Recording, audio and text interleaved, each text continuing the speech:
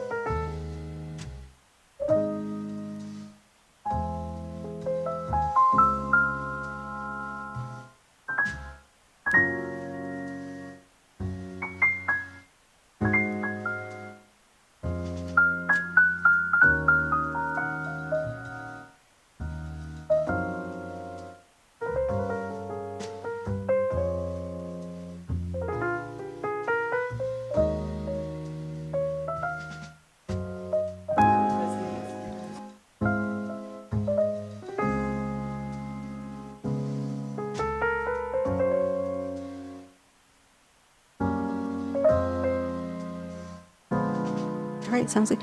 Thank you all for joining us today. I would like to call our meeting to order at 4 p.m. And Abby will read the language under public content. In order to help assure compliance with the Brown Act, and in order to make our board meetings more effective and more efficient, trustees will speak only when recognized, and trustees who speak on a topic other than the agenda item currently under consideration will be out of order. Board meeting protocols. The safety and decorum of the school board meetings are important to Stockton Unified School District and the community. SUSD promotes the public's right to free speech, and we want to make sure that all community members, parents, and students are able to participate in a safe environment. We want to ensure all community members have a seat during the board meeting. We will have the maximum number of chairs allowed per Fire Code 132. We ask that members of the public do not stand along the side of walls or block the walkway. Anyone standing up during the meeting will be asked to take a seat. If they do not comply, they will be asked to leave. Any accredited news media representative who is standing will have a press credential clearly visible. There is a podium position in front of the first row of chairs. No one other than the person who is speaking may be at the podium except for a guardian, administrator, or translator. For safety, people may not line up behind the speaker to wait their turn. We want to give the person at the podium the time and respect they deserve. Each speaker will be allowed 3 minutes. Attendees are not allowed to enter the area past the podium where board members are sitting. No profanity or obscenity. During the board meeting, if there is a disruption, the board president or designee will give a verbal warning to the person or persons causing the disruption. If the disruption continues after the verbal warning, the individual will be asked to leave or be removed from the premises for the remainder of the board meeting. After the meeting is concluded, we ask the community to clear the lobby area in a respectful manner. Thank you, and back to you, President Stevens. Thank you. Item 1.2, roll call. President Kenita Stevens. Present. Vice President Sofia Colon. Present. Clerk Donald Donner. Present. Trustee Angel Ann Flores. Present. Trustee Isabel Perez. Present. Trustee Shauna Priest. Present. Trustee Frank Silva. Present. Student Representative Kiana LeBeau. Present. Thank you. Student Representative Jackson Brooks. Present. Thank you. And back to you, President Stevens. Item 1.2, we have our new board representatives coming from Stagg High School and then Pacific Law Academy. I would like to introduce Ms. Kiana LeBeau from Stagg High School, 12th grade, and Mr. Jackson C. Brooks from Pacific Law Academy, 12th grade. Can we give them a round of applause?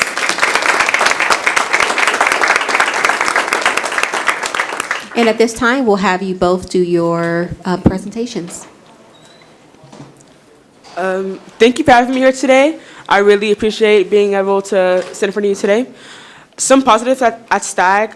STAG has had 92% graduation rate for the four-year, cohort, raising the graduation rate over 15% in the past 3 years. There are also more academic opportunities at STAG, such as there are more advanced math classes, there are more speech classes, and more science classes for people to join. And due to intensive PBIS culture, STAG has received a silver acknowledgement as rewarded by the state of California, making STAG the most recognized comprehensive in the SUSD. On Friday, August 29th, KCRA was at STAG in the morning for the Friday night football preview show, and KCRA has helped celebrate STAG's football team and the new head coach, Eric Crocker. And coming out, we had our marching band, the STAG cheerleaders, ASB, and the STAG golf team, and also the STAG's flag football team. This Thursday, we'll be hosting a parent coffee to have some parent involvement at our school, because we all know that parent involvement is really important in a student's life to make sure that they're able to succeed in the future.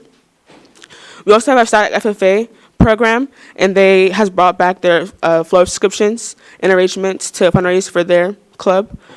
This Friday, we will have a club rush to allow students to learn more about different clubs so that they can find clubs they're interested in, so that their high school experience is more enjoyable. And then over the several weeks, STAG will be having college, universities, and trade schools visiting STAG at different times to assist students with their future endeavors. Like, we're going to have CSU Stanislaus, and we're going to have different ASVAB tests so that people can also find their future paths as they grow up. And then this upcoming week, we have our homecoming, which will include a spirit week, a dance, and multiple activities that will have, and also we'll have our homecoming dance and our homecoming ceremony during that time. And there's something for everyone at STAG. I like my school, and I really think that having multiple opportunities at our school are able to have different kids to find things like at our school. And to speak on different things from other schools, Edison, they have had a great start of their school year and a great vibe on campus. The administrators visited some classrooms to give presentations on the Viking AAA, which is a focus on attendance, academics, and attitude. Throughout the PBS, they received their official bronze recognition medal from the state, and they continue to build upon their culture and community as a whole, as well as consistency in the classrooms. Their band performed at the National Night Out of SUSD and SPD. On the same day, band performed for the city of Stockton at Trinity Church for the National Night Out. And then their ASB leadership teams have also been working together and doing well this school year, as they've held multiple lunchtime activities every single day at school. They've been collaborating since the start of school, holding a boot camp that has brought their students together. Having a good community built upon your school is also really important, so that students get along and there's no fighting or any miscommunication going on in our school. So having that is really good. And then they've also been running, or they will be running a Special Olympics at their school on September 24th. And they've been promoting their Say Something Week and Suicide Prevention Week with activities during lunch to give support on those issues. And their ASB Plus helped out with Senior Sunrise. And their Plus is presenting the SOS, which is Signs of Suicide presentation to all 10th graders this week and during Friday and Wednesday. And the Vikings athletics have also been doing well this school year with their volleyball, the girls volleyball. Their record is 3-0. They won Ben Holt. They also knocked off the defending league champs last night in straight sets. The girls tennis won 3-0, and the flag football is 3-1, and 2-0 for SUSD schools. Chavez has also been doing good. They had a wonderful back-to-school bash. Their counselors have also spent time with their students at the quad, and their MESA group has begun in full force. Athletics is in full swing, and they have had student-driven athletic council meetings. And their Chavez way lessons are happening weekly for their students to get involved at their school. And lastly, Franklin has had their highest graduation rate out of the comprehensive schools. And this year, they're celebrating their 75th anniversary during the October 3rd homecoming football game. And they'll be hosting their first homecoming game of the school year. And they had a record number of sales with their first football game of 1,000 tickets sold. And Congressman Josh Harder presented the Teacher of the Year award to Ms. Jennifer Brown. And I really think that student involvement is really important at different schools, and not only at schools, but also in the community. Like being here today right now, I'm really glad I had the opportunity to be here. And knowing that my voice matters to you guys around me today, it's just really heartfelt, and thank you.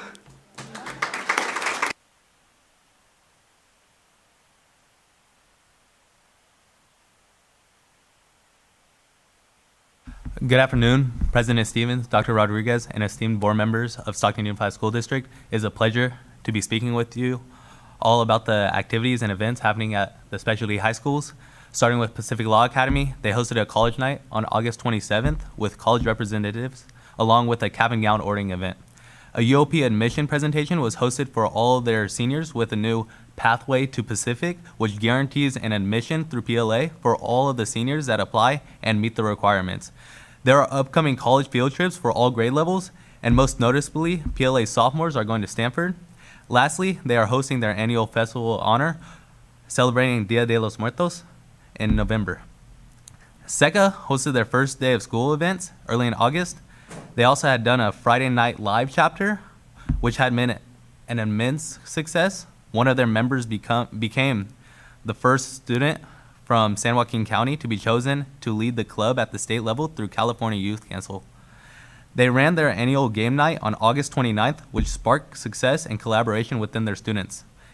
HCA is going to host a college and career day, which includes activities such as the PSAT for 9th and 10th graders, the SAT for 11th and 12th graders, senior presentations on private UC CSU colleges, along with the college fair.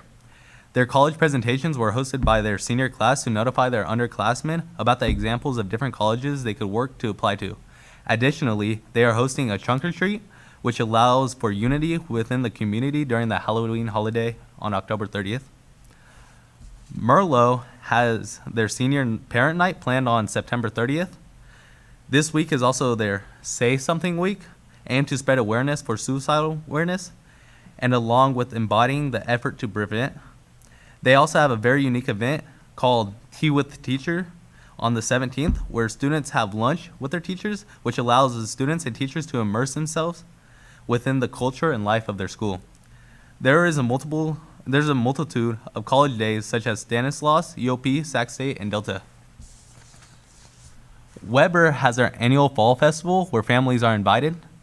They have a paid CTE paid internship for students, their parent coffee hour of the year, a mental health clinician presentation about self-care, medical assist students took a trip to UEI for exposure to the medical assist program. Jane Frederick, for the first time, had a plus class instead of a plus club. They also hosted their monthly Frederick Friday on September 5th, where students would get prizes of their choice for high attendance and or grades. They will take their students onto a Delta College tour and host a fall festival at the end of October. Stockton High is creating CTE internships in student passion. They are also working to create improved site grounds. The CWA site personnel visited more student homes than in the past 2 years combined. This created partnerships with families to get students to school. Student social clubs are helping students find like-minded peers and build relationships. They also have exposed students to 3 college or trade school options with site visits and field trips, with more planned all year long. Lastly, Stockton School for Adults added the class Small Business Startup, which is taught in Spanish. They are also creating a citizenship preparation course on December 1st. They are hosting a fall session of in-home care, and student job interviews are starting next week. Thank you.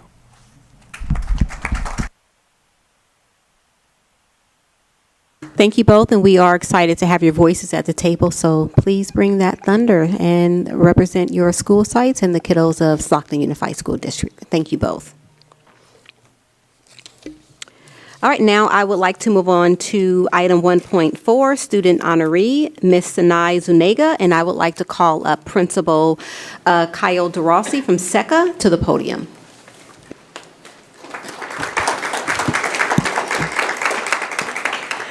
Good evening, Board President Stevens, SUSD trustees, and Superintendent Dr. Rodriguez.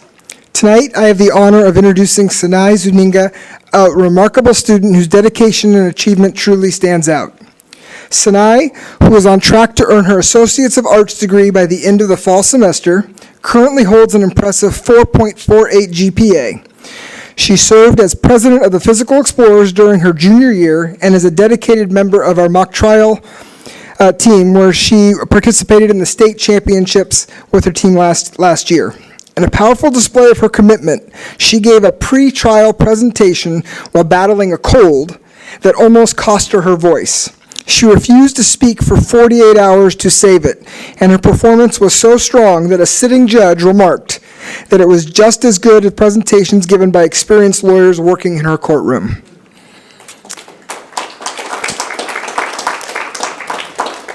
I was blown away. As a treasurer of Friday Night Live, Sinai presents on topics of mental health for teenagers at a national conference as well. Her passion for education was first sparked by her then teacher, now principal at Dolores Huerta Elementary, Mr. Semilio, who encouraged her to attend SECA. Sinai was drawn to SECA for its rigorous classes and the unique opportunity to earn her AA degree while still in high school. Beyond her academic achievements, Sinai will graduate with a completed her A to G requirements and be recognized by the state of California as both college and career ready, and her state seal of biliteracy. Over the summer, she expanded her horizons by studying in China, a part of a language program. Sinai plans to major in political science at NEUC with the goal of attending law school to become an attorney. Her determination and commitment and her goals are a testament to her bright future. Please welcome Sinai.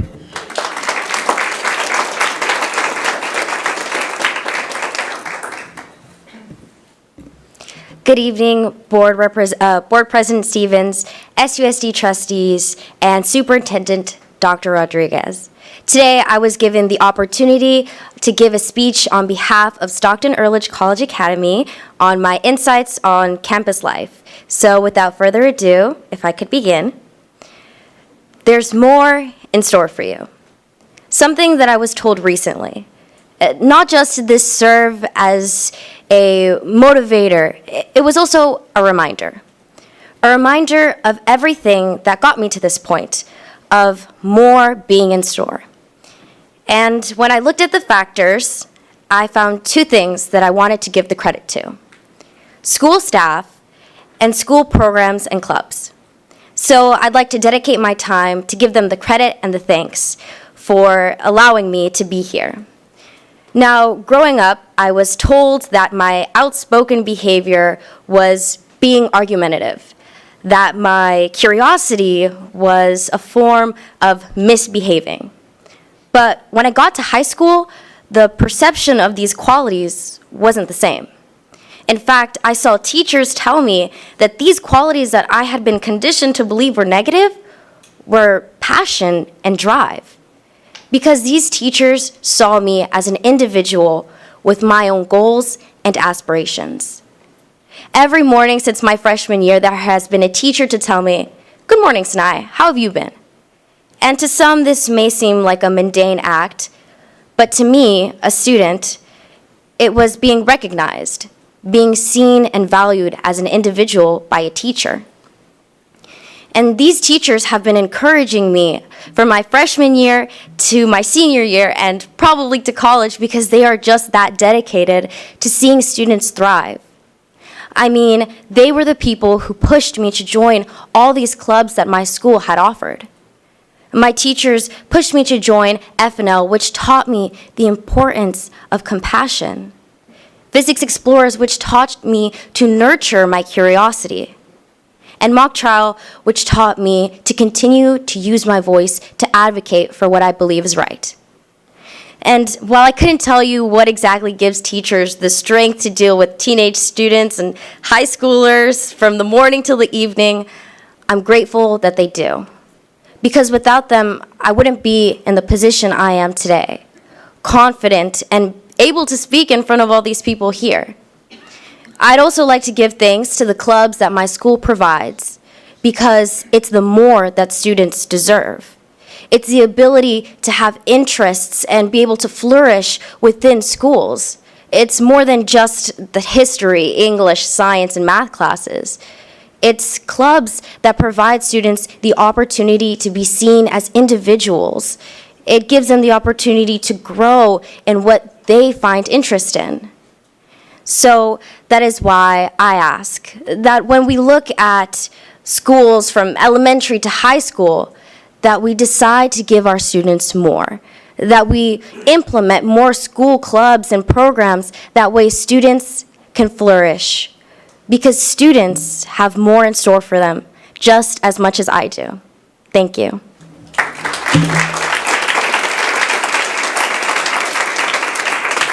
That was awesome, Ms. Zuniga. At this time, we do have a certificate that'll be presented to you by your board representative, Trustee Donald Denier. Do you have a parent here or just your principal with you? Oh, sister, come on up. We'll get a photo with you and your sister and Mr. DeRossi as well. Can we celebrate her one more time? Because that was awesome. And she did it without reading it from paper, so that was awesome.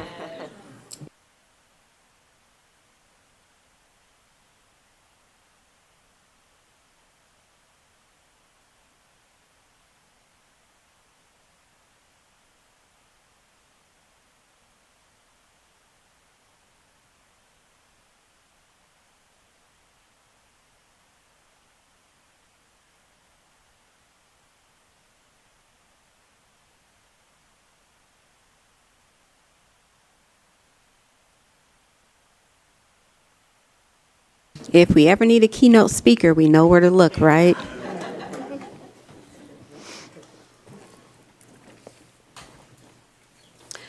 All right, I would like to move on to item 1.5, recognition of Mr. Alan Cook, First Day Project, and I would like to call up Mr. Casey Klappenbach.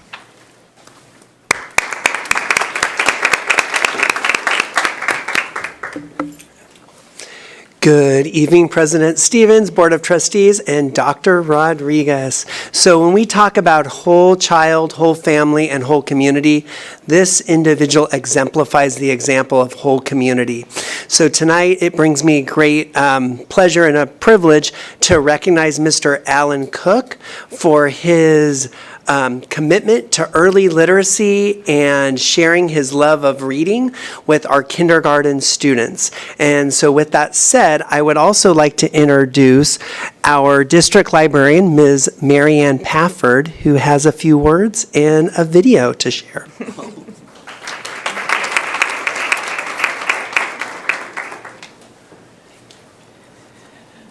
Good afternoon, President Stevens, Board of Trustees, Dr. Rodriguez. Thank you for letting me be here. I have some cute pictures of children for you. I'm the district librarian, and this year on the first day of school, many SUSD kindergarten students received a brand new hardcover picture book to welcome them to Stockton Unified and the beginning of their educational career. Okay, let's see if I can make this work.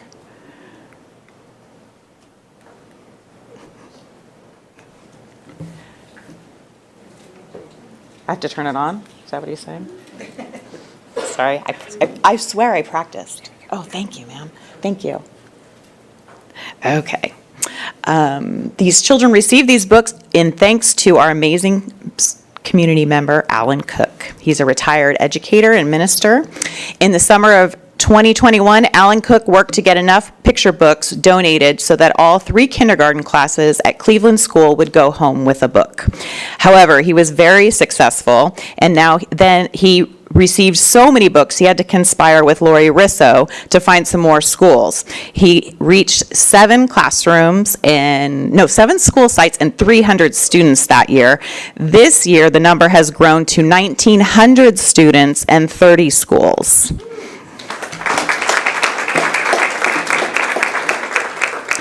Lisa Griffiths, a kindergarten teacher at McKinley, said, "I have always loved reading, and sharing that love is a big part of why I became a teacher."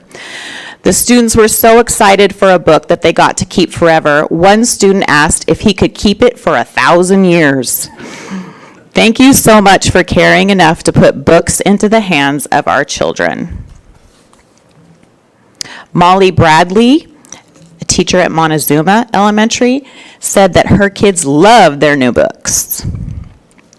Chanri Sock, a kindergarten teacher at Roosevelt, says that Alan has been a huge part of the community and the First Day Project is simply amazing. We at Roosevelt are excited to be a part of his hard work and dedication to the children he impacts with his tireless work. These are all from the pictures from the very first day of school. Thank you so much for the first day of kindergarten books. The books were an amazing variety of age-appropriate, quality, and hardcover books. My students were so excited to bring home a book to keep forever. Lorelei Myers at El Dorado School. And lastly, I'll say, from Mary Julia Mina at McKinley School, our library media assistant. Thank you so much to Alan Cook and the First Day Project. Your kindness is planting the seeds of curiosity, imagination, and a lifelong love of reading. For many of our youngest learners, these books will be their very first to call their own, truly a priceless gift. Your generosity is strengthening the love of reading we are trying to cultivate at McKinley. Thank you so much. Let's give a heartfelt thank you to Alan Cook. And thank you to the board and to Casey and Melissa Seegers and Dr. Rodriguez for always supporting literacy. And I hope to come back and tell you more awesome things happening this year.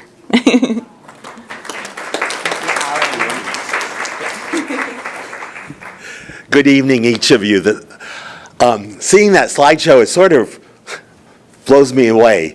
But when I first had this dream, I just wanted Cleveland School students to receive it. I had been doing projects with the school through my association with Central United Methodist Church. And so I put it out on Facebook and asked my Facebook friends if they would donate a book, a new book, and that they would write a message to a kindergartner so that they might inspire them to be a lifelong learner, a lifelong reader. And as you heard, that program has just, friendships have grown in this community. We live in an amazing city that we oftentimes don't give credit to because those 1,900 books each came from somebody who lived in this city, in California, on the East Coast, and this year we even had a donation of 3 books from England. So the word is out there. Each year I say I'm not going to do this next year because my living room, my wife puts up with me for 2 months with all these books in our living room, but it's just a real joy to receive that. So thank you for this honor this evening. Thank you so much, Alan, and we would love to present you with this certificate from the board. I'm going to ask if the board could all come down to the floor and the superintendent, and we're going to present you with the certificate.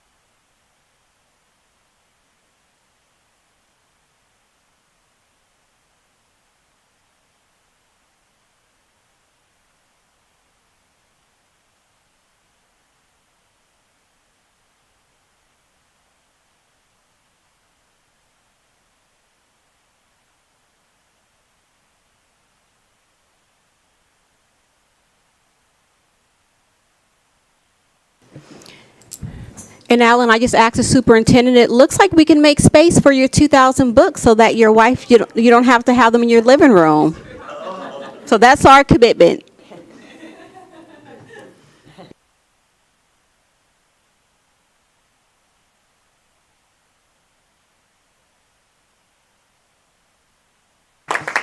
And don't forget to tag us in your Facebook post as well, SUSD.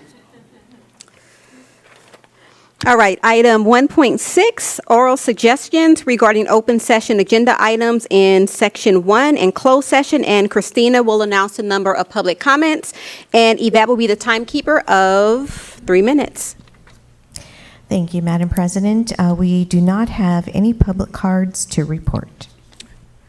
Item 1.7, public employee discipline, dismissal, and release. Ms. Smith, do we have any cases to hear? We do not. Thank you. Moving on to item 1.8, the board will consider in closed session items by Vice President Colon. Good evening. 2.1, Public Employee Appointment Certificated, Government Code Section 54957, Resignation, Retirement, Appointment.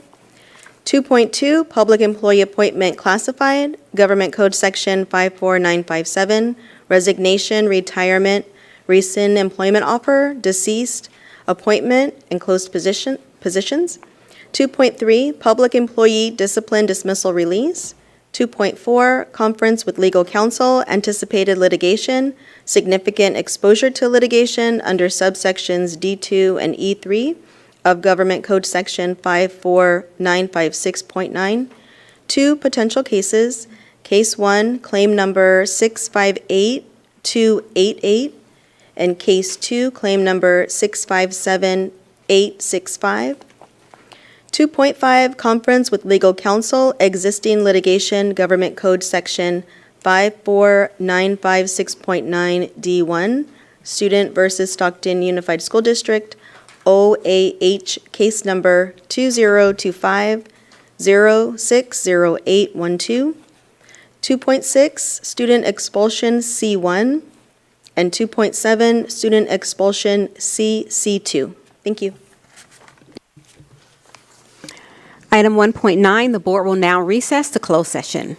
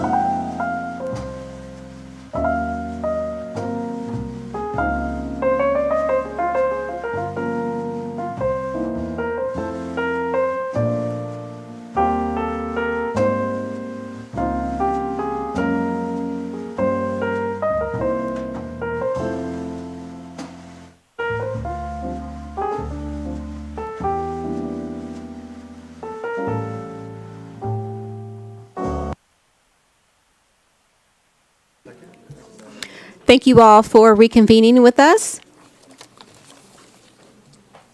I would like to move on to item 3.1. Abby will read the language under public content. In order to help assure compliance with the Brown Act, and in order to make our board meetings more effective and more efficient, trustees will speak only when recognized, and trustees who speak on a topic other than the agenda item currently under consideration will be out of order. Board meeting protocols. The safety and decorum of the school board meetings are important to Stockton Unified School District and the community. SUSD promotes the public's right to free speech, and we want to make sure that all community members, parents, and students are able to participate in a safe environment. We want to ensure all community members have a seat during the board meeting. We will have the maximum number of chairs allowed per fire code, 132. We ask that members of the public do not stand along the side of walls or block the walkway. Anyone standing up during the meeting will be asked to take a seat. If they do not comply, they will be asked to leave. Any accredited news media representative who is standing will have a press credential clearly visible. There is a podium position in front of the first row of chairs. No one other than the person who is speaking may be at the podium except for a guardian, administrator, or translator. For safety, people may not line up behind the speaker to wait their turn. We want to give the person at the podium the time and respect they deserve. Each speaker will be allowed 3 minutes. Attendees are not allowed to enter the area past the podium where board members are sitting. No profanity or obscenity. During the board meeting, if there is a disruption, the board president or designee will give a verbal warning to the person or persons causing the disruption. If the disruption continues after the verbal warning, the individual will be asked to leave or be removed from the premises for the remainder of the board meeting. After the meeting is concluded, we ask the community to clear the lobby area in a respectful manner.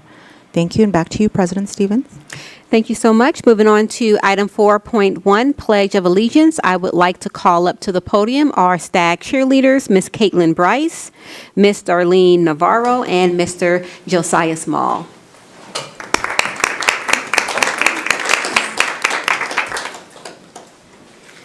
Everyone, please stand for the Pledge of Allegiance.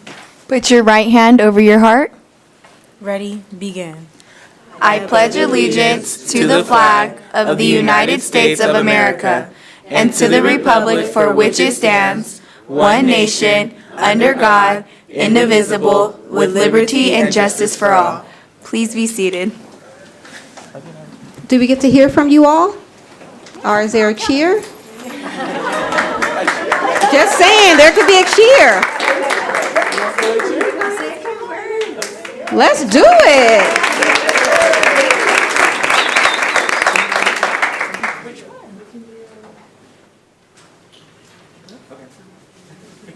You guys want to come up here? Can you come and be behind the rope?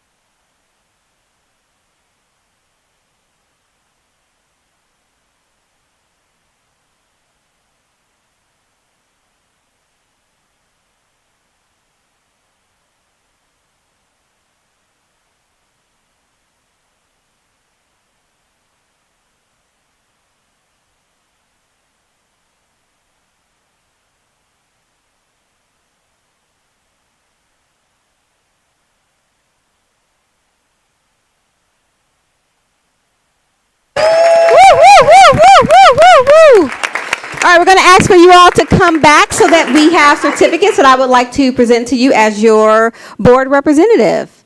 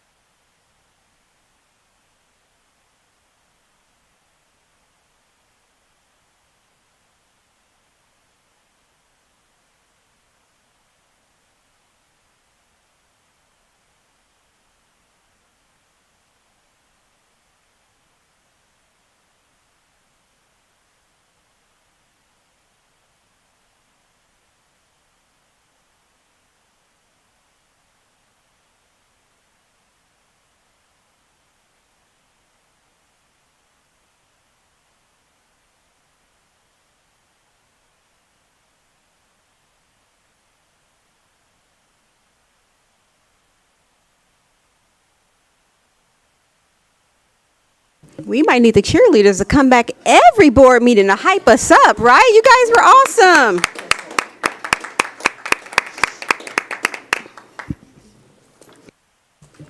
All right, moving on to item 4.2, action taken in closed session by Vice President Colon. All right, good evening. Item 2.1, public employee appointment, certificated Government Code Section 54957, resignation, retirement appointment. Board motion to approve, 6 yes with 1 no from Trustee Flores. Item 2.2, public employee appointment, classified, Government Code Section 54957, resignation, retirement, rescind employment offer, deceased, appointment, closed positions. Board motion to approve, 6 with 1 no from Trustee Flores. Item 2.3, public employee discipline dismissal release, and we have a few cases. So board motion to approve case number 1 special education assistant, SMH, unanimously. Board motion to approve case number 2, 1 special education assistant, SMH, one-on-one, unanimously. Board motion to approve case number 3, 1 admissions and family services technician, job abandonment, unanimously. Board motion to approve case number 4, 1 health aide, probationary release, unanimously. Board motion to approve case number 5, 1 school bus driver, resignation in lieu of dismissal, unanimously. Item number 2.4, conference with legal counsel, anticipated litigation, significant exposure to litigation under subsections D2 and E3 of Government Code Section 54956.9. 2 potential cases. Case 1, board motion to reject. Case 1, claim number 658288, unanimously. Board motion to reject the claim for case 2, claim number 657865, unanimously. Item 2.5, conference with legal counsel, existing litigation, Government Code Section 54956.9 D1, student versus Stockton Unified School District, OAH, case number 2025-060812. Board motion to approve unanimously. And that's what we have. Thank you. Thank you, Vice President Colon. Item 4.3, order of agenda. Christina will read the oral announcement.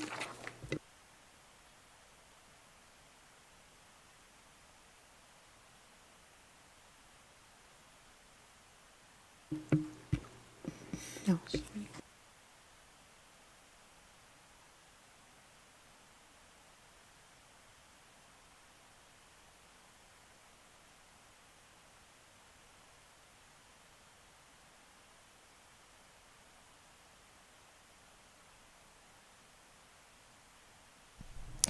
This is the opportunity for the Board of Trustees to make any changes to the order of the agenda. Otherwise, the order of the agenda will be as published. Thank you.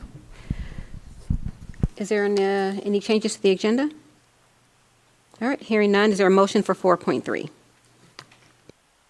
I motion to approve the agenda. All right, is there a second? A second. All right, discussion? Hearing none, roll call vote.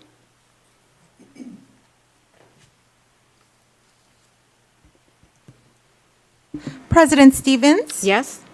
Vice President Colon? Yes. Clerk Donaire? Yes. Trustee Flores? Yes. Trustee Perez? Yes. Trustee Priest? Yes. Trustee Silva? Yes. Motion passes unanimously. Item 5.1, oral suggestions regarding open session items. Christina will announce the number of public comments and ask that they each provide their comment in the order they were received, and Yvette will be the timekeeper of 3 minutes. Madam President, we do not have any public comments, comment cards to report. Thank you. Item 5.2, oral suggestions and comments from the community regarding non-agenda items. Yes, we do have one public comment card from Mr. Chris Copolilo.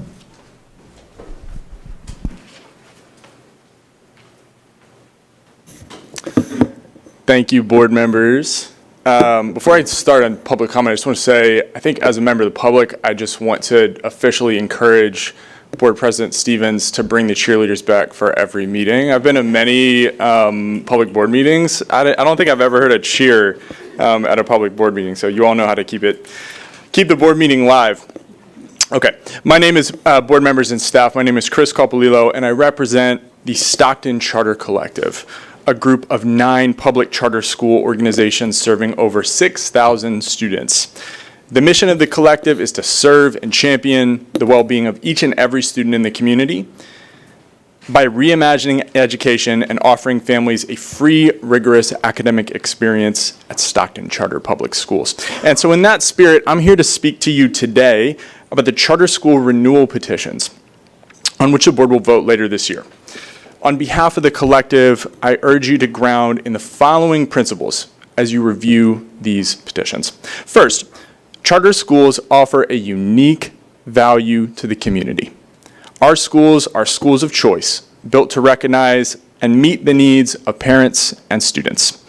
They're also schools that must achieve academic outcomes to continue serving those students.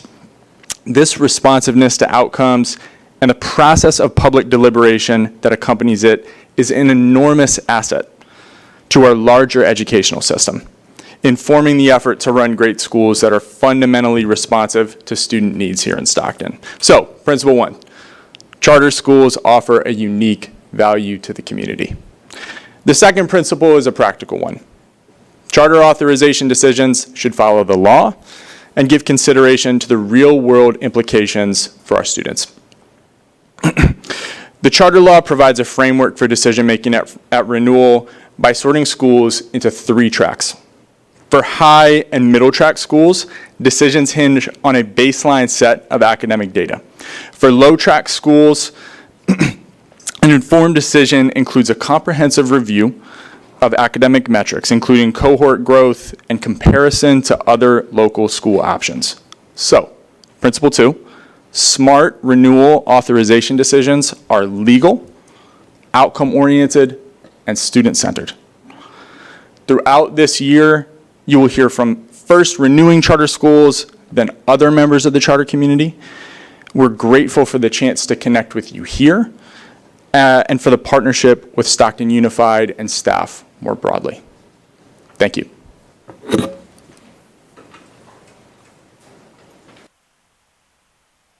Madam President, this concludes item 5.2. All right, thank you so much. Moving on to item 6.1, approval of consent items. Christina will read the oral announcement.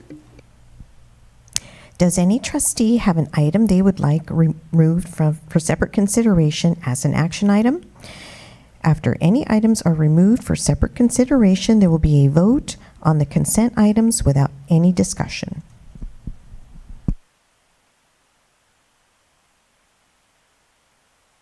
Is there any items you all would like to remove for action? All right, hearing none. Before, I would like to just state that I would like to bring to your attention the generous donation under our item 6.2, Alpha Gipe and Sherry Gipe in the amount of $44,082.60 for Stagg High School's FFA program. The funds will be allocated to support students in their supervised agricultural experience projects, the student, staff, and community in the district. We are thankful to receive the funds and look forward to seeing our students utilize the funding. All right, so now roll call vote. President Stevens, if I can get a first and a second. Oh, yep. We need a motion. I'll make the motion to approve. I'll second Stevens. Okay, President Stevens? Yes, second. Oh, not yet. Okay.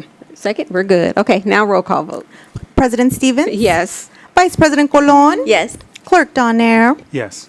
Trustee Flores? Yes. Trustee Perez? Yes. Trustee Priest? Yes.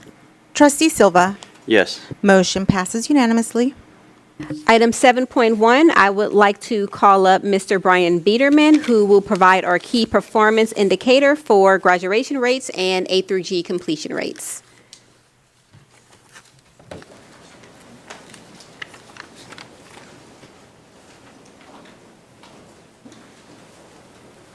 Good evening, President Stephen, Board of Trustees, Dr. Rodriguez. I wish the cheerleaders were here because this is actually pretty exciting. All right, so our graduation results, and I'm going to explain. I took calculus about 25 years ago, and this equation still gives me nightmares down here.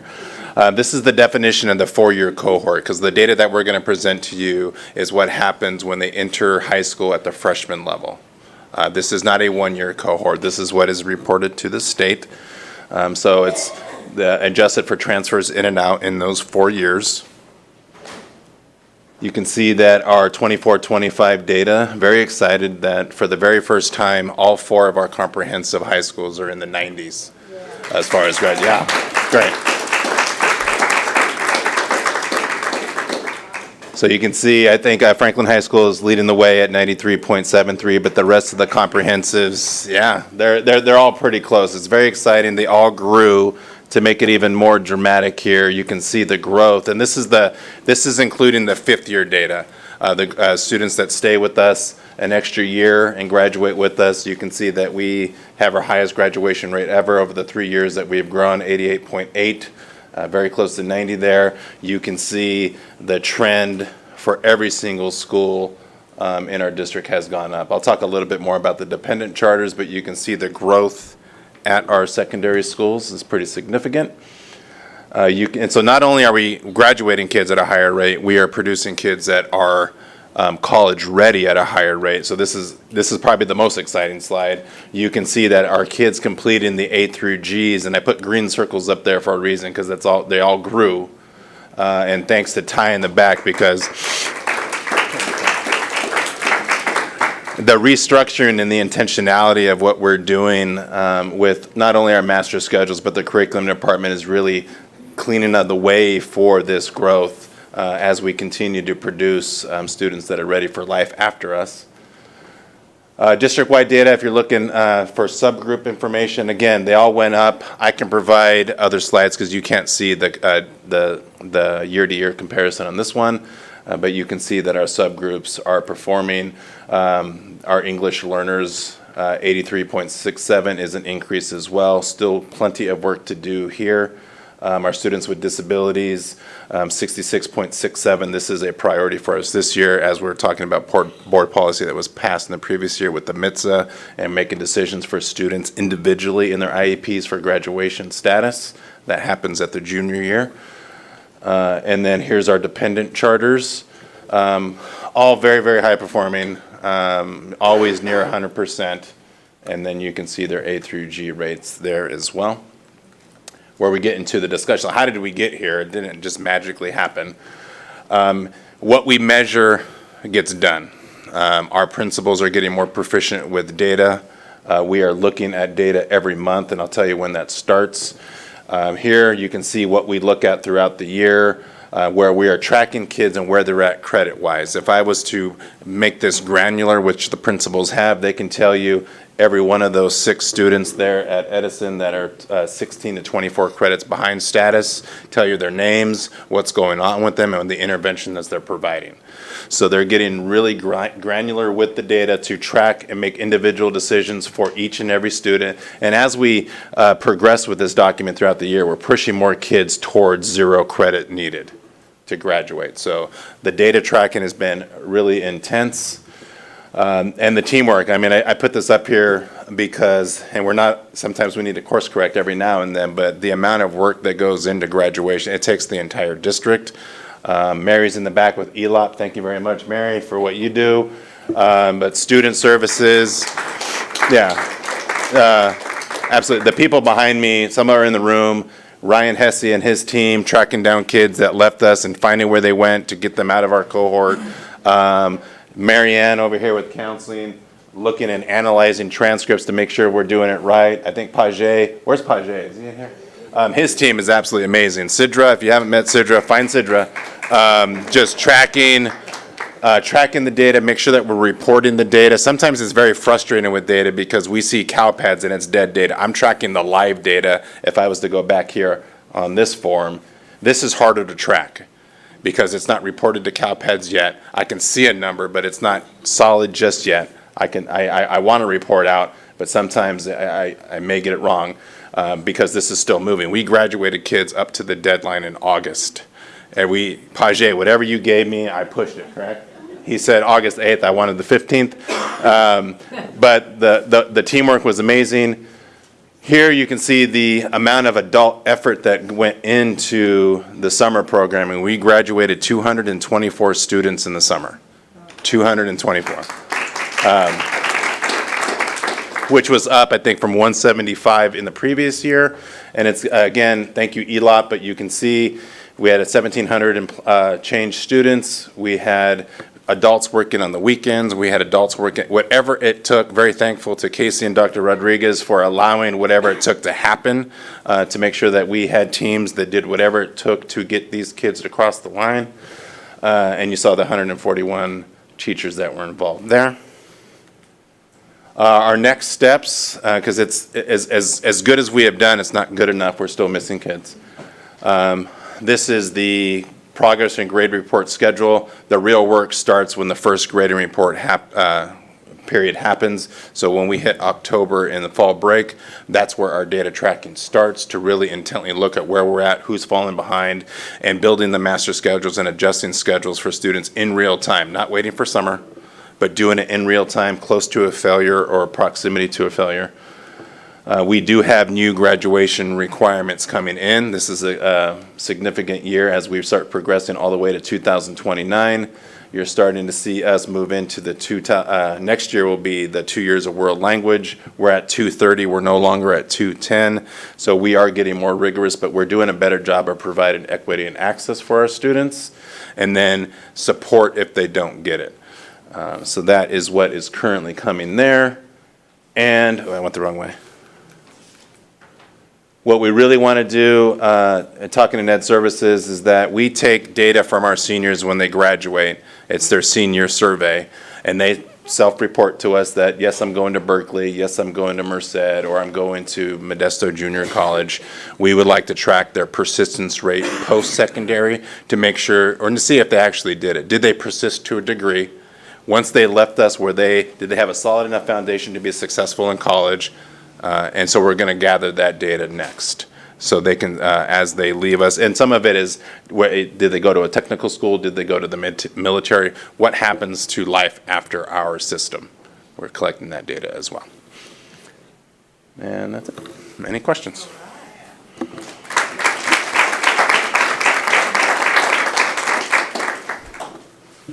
So we'll open it up.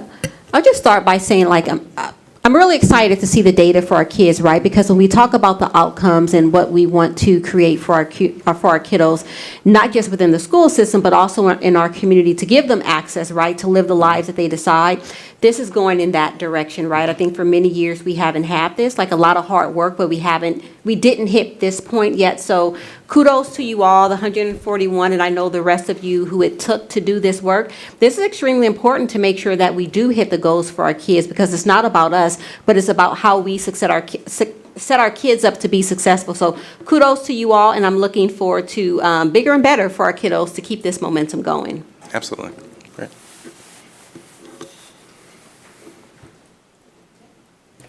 Okay, so I'm excited too. I'm really excited about this presentation. So my questions, I want to start with the data tracking part.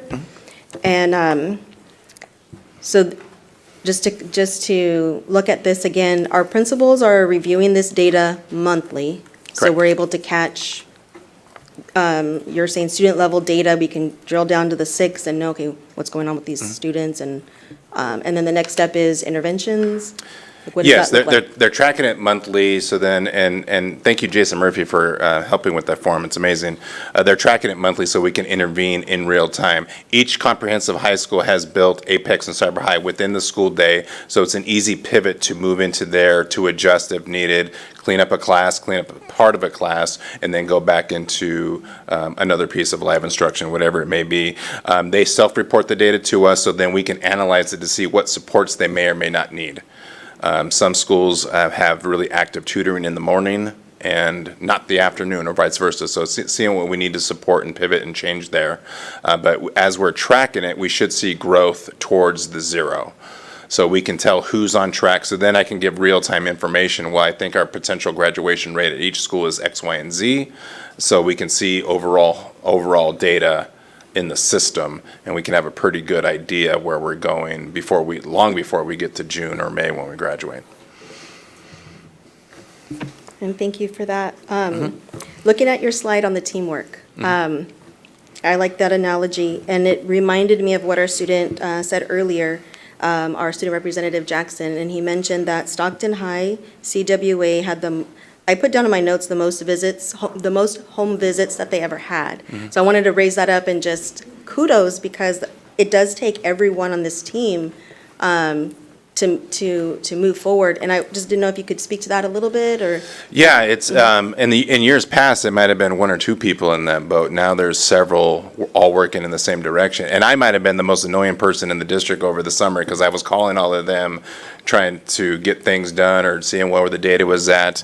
But what you don't see, for example, I'll use Ryan Hesse's team, calling and trying to find students that left our system 3 or 4 years ago, and zero contact for 3 or 4 years. That's intense work to find that student and then to recode them. Instead of them being a dropout, now they're a transfer, and it changes the number in that equation, right? That's it. They were on it. We're going to be even more on it this year because they're doing the work now. We're not waiting until the summer or close to the summer. They're doing the work in real time, so the process is easier. And it cannot happen. I don't know how many times I probably called Susanna and Casey or vice versa, trying to see where we're at, what we needed. When we found out we needed people on the weekend, because that's what the kids were asking for. Can I work on Saturday? Can I work on Sunday? Quick call to Mary Rogers. Hey, can we make this happen? Because kids were logging in on Saturday night and they wanted to do the work, so why not let that happen? The most contact that we had during the week was in the 6 to 10 in the evening window, where it doesn't fit into the traditional 8 to 12 live instruction during the day. So we're trying to accommodate the best that we can with all the students, with the feedback that we're getting from the sites. There's a lot of communication happening from the site principal to the credit recovery team to the interdepartment that we're using, but it's intense work, and it could not happen if we did not have that team. So it's a good question. Dr. Flores got a couple sorry. more on She has here. one more. The part on the data tracking, when you have the October grade 9 through 12 progress report schedule, it says info services mailed to parents, and I was just wondering, what does that look like to the parent? Oh, so that's the report card. So that is just a screenshot from our report card schedule. So when about a week before it gets mailed to the parents, it's in our system to see, so we can start extracting data internally to see where kids are at and where school sites are at. But then they're mailed to the school typically a week later, or to the parents typically a week later. Did you want to chime in, Dr. Rodriguez? I think you want to say something. Or we would call it repographics. So it's mailed to the parents through our repographics department. Yeah. Trustee Flores? What systems are you guys using to track after they graduate with us? Like, what are they doing? Are you able to do that? There's a national clearinghouse system that we have used loosely that we're trying to, and again, this is self-reported data from the students. They're telling us that, yes, I'm going to go to UC Berkeley, or yes, I'm going to go to MJC. But there are systems that allow us to track them. We really haven't looked at it too intently. But it's interesting data to see that if we set them up for success post-secondary, right? If we set them up for success after they leave us, did it lead to a degree? And then how many years to a degree? There's all kinds of data that you can extract from there. So we're trying to collect that more so we can report that out. Are you guys able to track the average GPAs of our students when they're graduating? When they hit college? Yeah. Well, When they leave us, what are they leaving with? What is the average GPA of our students when they leave us? That's a good question. I could look into that at the next presentation. We can look at an average GPA. We are tracking, if they're an avid student, for example, we do track them when they hit college, their GPA and their persistent rate through, because a lot of our kids, when they drop out of college, they drop out their freshman year. They don't make it to the sophomore year because it was too hard or they weren't set up for success. But we are tracking that data with that particular system because Avid Center does it for us. But they do the GPA check there too. Because typically, if a student left us with a 4.0, there's a natural dip when they hit the college because it's a little harder. So they might start with a 3.5 or something like that. But we can look into that data for you, Trustee Flores. All right, any other questions? All right, hearing none, thank you so much, You're welcome. Mr. Biederman. Thank you.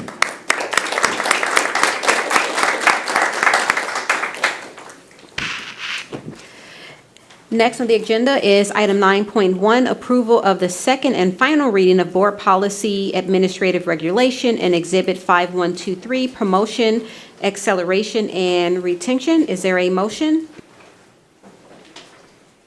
Motion to approve. Is there a second? I second. All right, any discussion? Hearing none, roll call vote. President Stevens? Yes? Vice President Colon? Yes. Clerk Donaire? Yes. Trustee Flores? Yes. Trustee Perez? Yes. Trustee Priest? Yes. Trustee Silva? Yes. Motion passes unanimously. Item 10.1, Board Committee Reports. Christina will read the oral announcement and announce each Board Committee report, and Yvette will be the timekeeper of 3 minutes. This will be the opportunity to hear any reports from board committees, specifically regarding prior or upcoming committee meetings. There will be a 3-minute limit per report. The first report will be from the Curriculum, EL, and Student Outcomes Committee meeting by Vice President Sofia Colon. All right. So there is a lot going on with curriculum, which I'm always excited for this committee because we're able to look inside of our classrooms, see what they're being taught, and how our teachers are being prepared. So a lot to cover, and also we meet once a quarter, so it's like a lot of good information. So here we go, trying to keep time. So we're talking about new courses and curriculum. We talked about our ethnic studies department, and they are busy. So we've got our courses that are integrated with our English and history. So that way, when our students are taking their ethnic studies classes, they will get credit for U.S. history, so that A through G credit. And if they're taking the ELA ethnic studies class, that will count towards an English credit for 10th grade. We're piloting that at Chavez and Edison this spring. For our math, for our 9th graders and our 10th graders. So our 9th graders are all taking Algebra 1. And if they happen to fail, they can take a Project Lead the Way Algebra 1 course, which will count as Algebra 1. So instead of giving them the same algebra class, we're doing something a little bit different that's going to give them the credit they need for algebra with the Project Lead the Way, so it's more engaging. And for those that do pass that Algebra 1, all of our students will take the pre-AP Geometry with Statistics. And so we'll set them on that path of being eligible to take an AP course following. I want to skip down. We talked about CTE is working on a fire science, and we're also excited to hear elementary theater for our elementary schools. We're currently piloting at King and Madison. We talked about the early literacy screener. We talked about this at a previous meeting, so we brought it back, talked about it again. We went over the screener tool is required. It was part of the Senate Bill 114, which passed in 2023, so this is a requirement. And it's going to help identify students that need intervention, but it also celebrates their progress. So we were able to learn how the program works. It listens to the student read aloud, and it identifies in real time things like how they're pronouncing their vowel sounds and knowing the differences between literal and figurative language. So our teachers have been in several trainings already learning how to use this tool, and there'll be ongoing trainings throughout the year. Our parent component, we had some questions about this at the last meeting, so I was really happy to hear more about how our parents will be notified. So they will get a letter 45 days after the screening, but we're also in the plans for parent education nights. I'm gonna need more time, because that was just that was just the start. So parent education nights, please keep an eye open for those. We talked about our EL reclassification and strategic planning. So we were happy to hear from our director, Adelita Martinez, from our language development office. We reviewed the reclassification data that our team analyzed. We talked about those results. And we also talked about the strategy for the year. And what I thought was really interesting was we took time in this meeting to see and learn what it looks like for our high school students who are learning to read English. So we had a passage, and a part of that passage, words were highlighted that for an English reader, that it's our primary first language, we might not really, we're reading it and it's almost like a natural reading, but for a learner, certain words like complex or abstract ideas, words that link those ideas to the person that it belongs to, right? All of those things create challenges for a learner. And for me, that really helped me to understand how this is complex for our older students. So we talked about the robust training that our program specialists, our coaches, interventionalists, and our admins will get on that process, on how learning to read works for our English learners. We saw that there's a series of trainings scheduled. There's also some training coming up next week at the STA PD Days. And we're excited that the CTE ELD pilot is expanding to 11 schools. And since I have some time, I'll tell you which schools. Elmwood, Fillmore, Grunsky, Henry, Huerta, King, McKinley, Montezuma, Nightingale, Pittman, and Wilson. So excited to see that those students in middle grades will get this infusion of CTE and English learning. Next meeting is October 30th. You sure you don't want the rest of the 59 seconds? All right, thank you, Trustee Cologne. Thank you to the team. All right, that is it for our reports. Moving on to item 10.2, brief reports on trustee activities. Christina will read the oral announcement, and Yvette will be the timekeeper of 3 minutes. This is the opportunity for each trustee to make a brief announcement or to give a brief report on their own recent activities at the district pursuant to the Brown Act Government Code Section 54954.2A3. There will be a 3-minute limit per report. All right, starting off with Trustee Priest.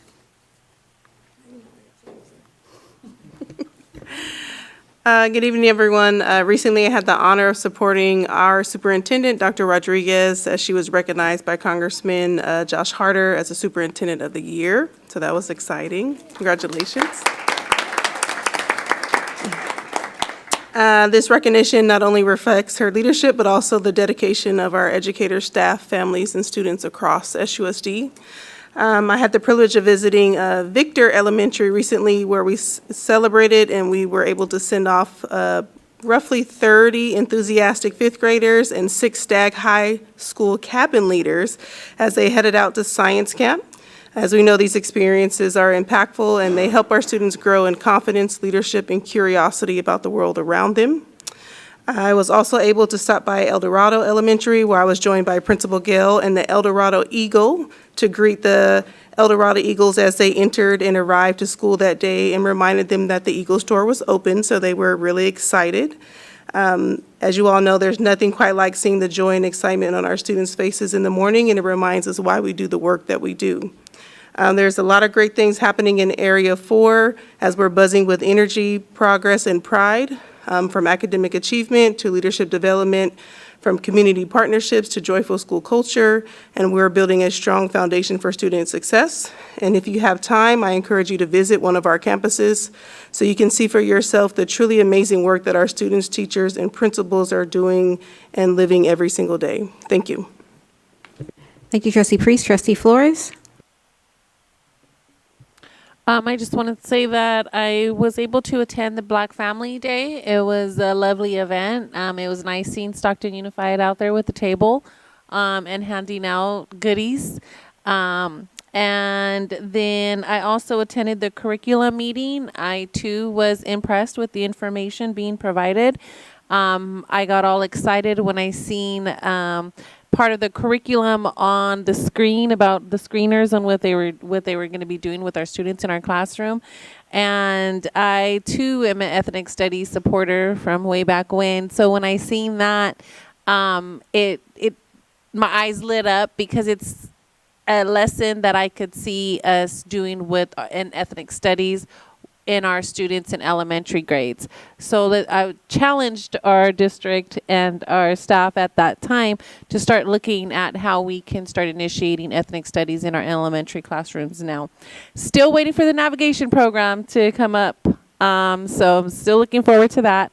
And then I've made some concerns, requests about some homeless encampments or issues right across the street, kitty corner from Van Buren School.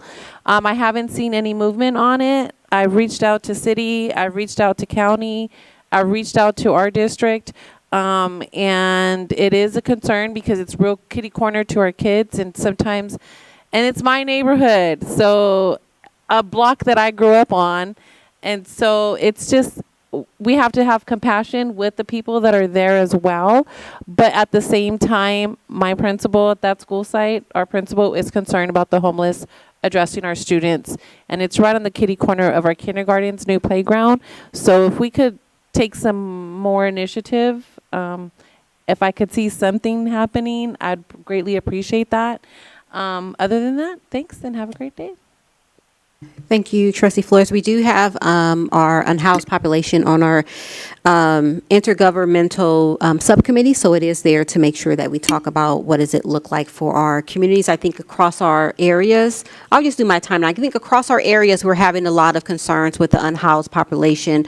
For many of us, they are utilizing our water faucets, damaging sprinkler systems when it comes to making sure that the unhoused population, that they do have access to supports that they need so that we don't have those issues happening in our community. We will make sure that we resonate and lift up the Van Buren issue for you as well. And if you can also raise up the parking issue over at Montezuma, that would be great. Got it. Okay, thank you. I'll use that as my time. Go on to Trustee Perez. Okay. On August 28th, I attended the Taylor Leadership Academy's attendance rally. It was truly a pleasure to join and see wonderful work Taylor is doing to encourage and celebrate strong student attendance. Their commitment to student success is evident, and the energy and enthusiasm displayed by both staff and students was truly inspiring. I want to acknowledge how much their efforts are appreciated. Their dedication makes a lasting difference in the lives of our students and in our community. I also want to acknowledge again that this is the Say Something Week, and it's just a reminder that every student has a voice and the power to make a difference by speaking up for safety, kindness, and justice. Together, we're building a culture where students can feel seen, heard, and supported. One other reminder to my fellow board, please, when you can, select your community advisory group members and share that information with Myra Franco when you get the opportunity. Much appreciated. Thank you. Great, thank you, Trustee Perez, for the little nudge in the right direction for Dr. Franco. Moving on to Trustee Silva. Yes, recently I had the opportunity to accompany Dr. Rodriguez when we went to Health Careers Academy. And for me, my first time there, I was blown away. They do such great work over there. Mr. Ramada is doing very great as a principal.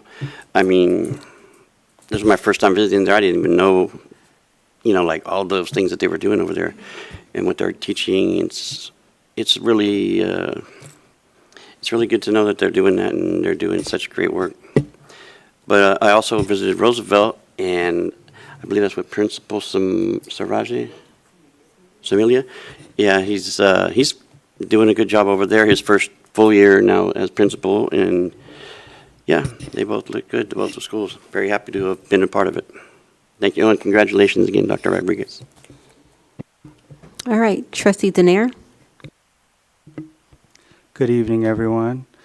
So on Labor Day weekend, I went to a whole bunch of cultural programs and events. It was a really exciting weekend. First, I went to Amelia and Ann Adams Whole Life Center Gala, Bridges Over Water. I'm very grateful for their team for a beautiful event hosted in Lodi's Hutchins Street Square. It was wonderful to dress up like we were in the Great Gatsby book. Shout out to the award recipients, and very happy to see parents like Carisha Boyd and other SUSD staff members and supporters of the district. We're going to keep building between community organizations who are doing really good work with and for our students and the families in the district. I've also attended the Stockton Community Powwow with Dr. Rodriguez and Vice President Colon. Very proud of the work from Native Center Coordinator Destiny Rivas and the center staff. They're in partnership with other org and vendor booths at UOP. It was a great turnout with hundreds of community members who attended. I brought my partner, my niece, and nephew. It was all our first time going to a powwow here in Stockton. And of course, I got my fry bread tacos. And then lastly, went to the Southeast Asian Night Market. I usually have a one-on-one with Dr. Rodriguez, and I asked her to come out all the way up to the temple up between Lodi and North Stockton. It was really great to see one of my principals at the school site, Sophie Reese, and other SUSD staff. There were a lot of performances, singing, dancing. It was very loud that we had our one-on-one and basically yelling at each other. But cultural programs and events like this, it's very important to our students, our staff, and families. It makes me really proud to be in one of the most diverse places in the country. I've also got to visit two of my school sites, Washington Elementary, where I met the new principal, Sophie Reese. I was invited to check out their ELOP after-school program and hear about their first weeks of school. And then lastly, I went to Weber Institute's Fall Festival, did some painting of pumpkins and ate some baked goods. There was a photo booth, even go-kart racing. I didn't want to do it. I didn't want to hurt myself. And then I got to see some of the counselors and principals at Reef. I think they're doing a really great work in making the campus life exciting and supporting their students and wanting to come to campus. So I really appreciate their work. And that's my report. Thank you. All right, thank you, Trustee Denier. Trustee Colon, 3 minutes. Okay. All right, everyone, thank you. So I am just so excited to hear all the good things that my colleagues are doing in their areas and across the city. I also had the privilege of attending a wide range of events in the last couple of weeks. So there was committee meetings, right, school visits, our celebrations, as well as thoughtful discussions with the community. And doing these things, I really can see the steps we're all making towards progress. I mean, we heard so much already from our students about our graduation rates. I could really feel that momentum visiting our school sites and actually in talking with community. Like, you can feel the hope and the positivity that's coming. And I also just want to mention with the image that we saw earlier about with the rowboat or the yes. That's the image, right? We're all headed in this direction to support our students with their success as our goal. And that's the foundation, right? That's what we're building for, we're working towards. And it just really excites me. And one of the reasons why, my why, whenever I think about our students, I think about what more can they do if we could help to remove these barriers and address their challenges. We know we're resilient here in Stockton, many of us, right, are SUSD alumni. We know we are resilient, but how much more? In fact, that's even what the student said, right? There is more, there's so much more, and I'm just motivated to keep working to do what we can do here to help address those challenges and see that they can blossom. So some of the interesting discussions that I've had lately, I got to share the success of our students in CTE programs while also thinking about their transitions into college and career. I've had the opportunity to discuss concerns with our immigration enforcement across the state and nation, and I got to hear how our families feel when they see these images on social media. I also had a good conversation with some folks and understanding the various ways that we can reach the community and share news and also hear from a wider audience. So these last couple weeks have been busy, but really good, really positive, and taking that constructive criticism and just trying to see how we can continue to move forward. All right, thank you so much, trustees. All right, move on to item 10.3. Approval of agreement with the California School Board Association, CSBA, to facilitate the Stockton Unified School District Special Board Meeting workshop scheduled for the 25-26 school year. Is there a motion? Motion to approve. Is there a second? I'll second. Stevens, any discussion? Hearing none, roll call vote. President Stevens? Yes. Vice President Colon? Yes. Clerk Donaire? Yes. Trustee Flores? Yes. Trustee Perez? Yes. Trustee Priest? Yes. Trustee Silva? Yes. Motion passes unanimously. Item 10.4, approval of expenditure for the Stockton Unified School Board member to attend the California Association of Bilingual Education, CABE, annual conference in San Francisco on March 4th, 2026 through March 7th, 2026. I didn't say March 4th, 2026 through March 7th, 2026. Is there a motion? Motion to approve. Is there a second? I second. Discussion? A roll call vote? President Stevens? Yes. Vice President Colon? Yes. Clerk Donaire? Yes. Trustee Flores? Yes. Trustee Perez? Yes. Trustee Priest? Yes. Trustee Silva? Yes. Motion passes unanimously.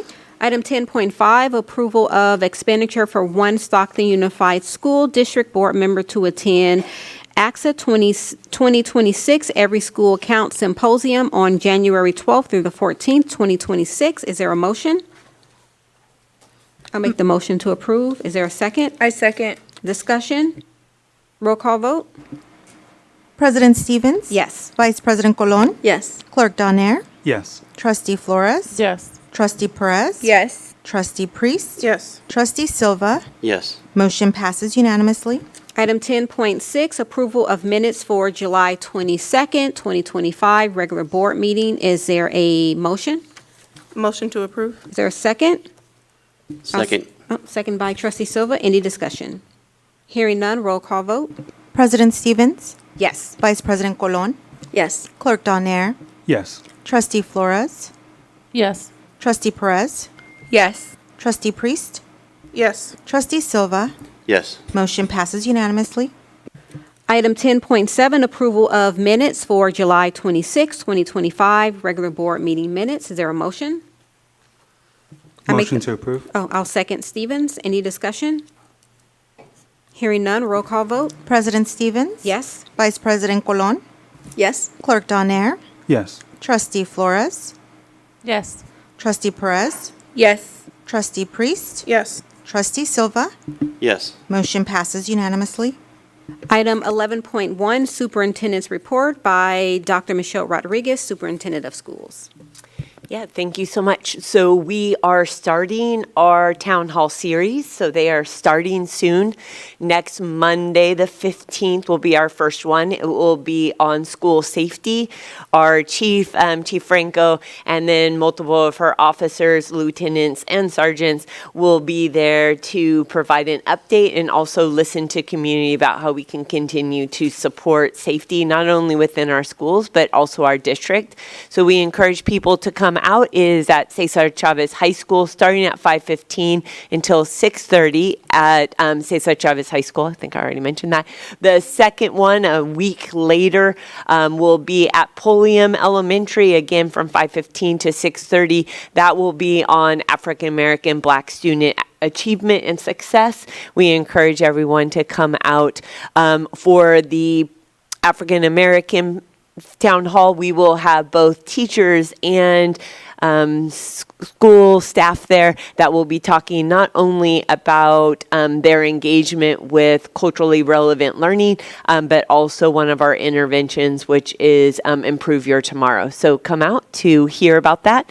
And then now we have a video. So for the last 2 years, or I guess this is 3, where we like our 3rd annual stuff.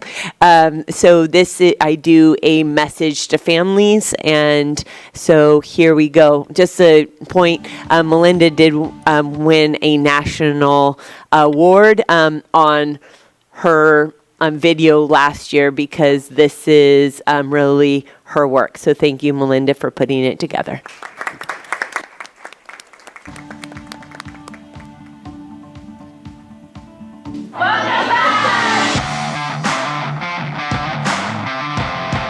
Nearly 5,000 dedicated SUSD staff members came together to kick off the school year, ready to support more than 34,000 students across Stockton Unified. We want parents to know the good work that we're doing, so we have 5,000 employees that every day are doing the strong work for our children, for our families, and for our community. Happy first day of school!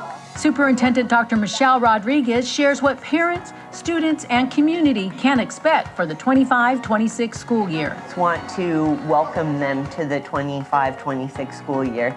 I'm so excited that we continue this journey together, that we are putting each other first, that we are ensuring that we're working as a team to really provide children that world-class education. I'm looking forward to learning more science and how to read a lot of books. SUSD continues to make strides celebrating the highest graduation rates in SUSD history, reduced chronic absenteeism, and rising reading rates. 1,500 more children are reading at grade level because of that really strong work of our K-2 teachers. And so we want parents to know that we're doing innovative programming this year. Each of the groups are designing and making a model of some sort of a spacecraft. SUSD has doubled the arts in elementary schools, growing from 10 schools to 20. And offering more career technical education courses, CTE, to serve students' passions, interests, and talents like the arts, STEM, construction, automotive, floriculture, health careers, EMTs, and more. It's for all of our students to make sure that they can find their passions, interests, and talents within high school. Quiet on set. Really excited about the new programming that we're bringing in. We're also bringing in the Latino Film Institute. So we will have, this spring, we'll have our first set of Oscars night.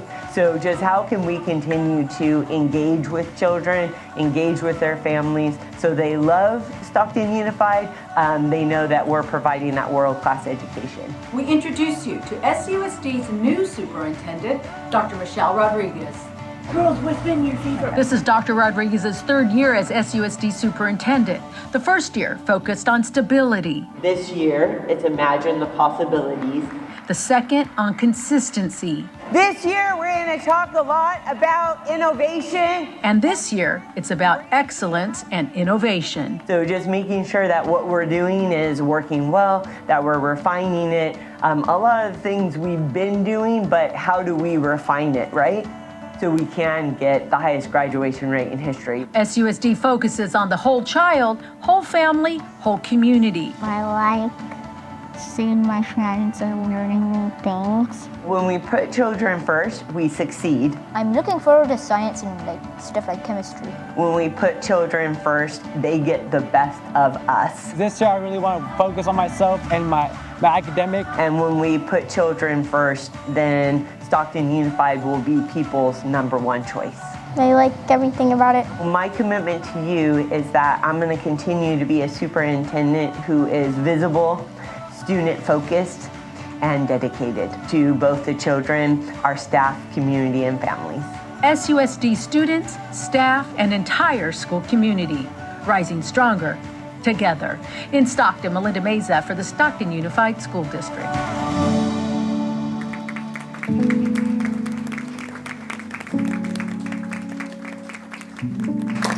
It really doesn't seem like 3 years, right? I was looking at that like, is it really 3? I have to count back. It has literally been 3 years. It's been a journey, all uphill, right? All uphill. All right, moving. Oh, all uphill. Okay. Moving on to item 12.1, approval of Arts and Music in Schools, AMS Funding Guarantee Accountability Act, Proposition 28 for the 24-25 annual report. And I would like to call up Miss Cindy Wildman to the podium.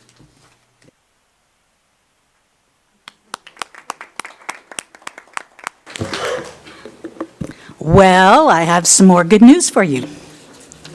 So we initially started talking about Prop 28 back in June, and let me get the clicker.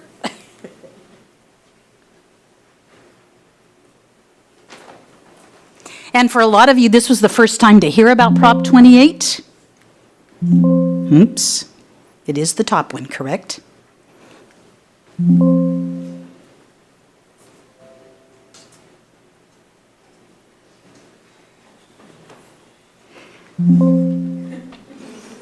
Please? I know I can hear it. Okay. Anyway, we talked about Prop 28 back in June, and I shared with you that Prop 28 started in 2020. It was voted on by the folks of California. Okay, good, there we go. Bottom one, okay, thank you. And it stands for Arts and Music in the Schools, a Funding Guarantee and Accountability Act. The guarantee is that all students will have the opportunity to have some kind of arts experience. And then you voted on and approved the 25-26 plan. So the guarantee comes from being a proposition because now funding for the arts is part of the California Constitution. So we have money, and we keep getting money. The accountability comes in that we have to file an annual report each year, and it needs to be board approved. So that's what I'm here to do.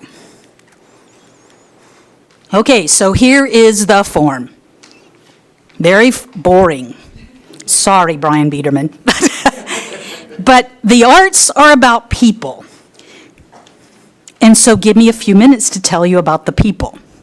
With our 24-25 money, we hired 8 full-time teachers. As you see, 2 visual art in elementary, 1 general music, 1 dance, and 1 media arts, who is really doing a great job of fitting with the Latino Film Project. This is a picture of Oliver Martinez. He was in 4th grade last year. For years, Sylvia Cantu has been petitioning for a visual art teacher for Washington Elementary. There just wasn't the funding until Prop 28. And so with Prop 28's funding from Washington and from Peyton, we were able to hire Phoebe Abella. And she goes there Tuesdays and Thursdays, and she teaches visual art to every student, kindergarten through 6th grade in the school. Oliver, for years, has been trying to teach his own self to draw. He would look at books. He would see pictures that he wanted to draw. So what you see there is the first page. It was what Miss Abella was using to teach him about lines. We don't think about the value of lines with visual art, and there's even a vocabulary that goes with it. So this stimulated Oliver.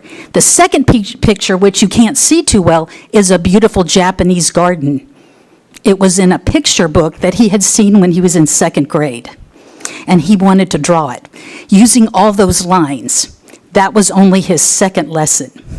And part of their 3rd paper that you can't read is his artist statement. He was so proud not only to draw that picture, but that he could talk like an artist.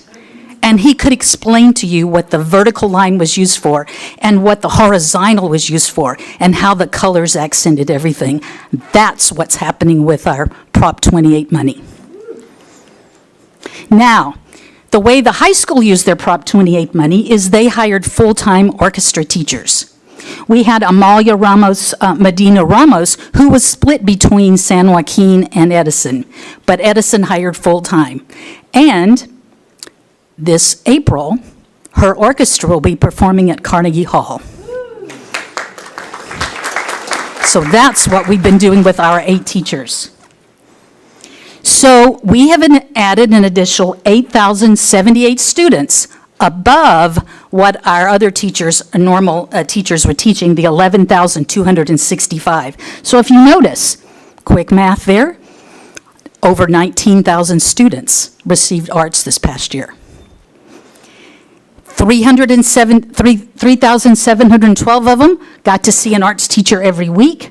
In elementary school, 770 in high school, and then 3,596 went either to field trips, such as the opera and hearing Cinderella, or they worked with an arts partner, such as Brandon Leake, and writing their own poetry. So out of our 50 schools, 43 of them had some kind of arts education experience. Now you say 50, what about the other 5?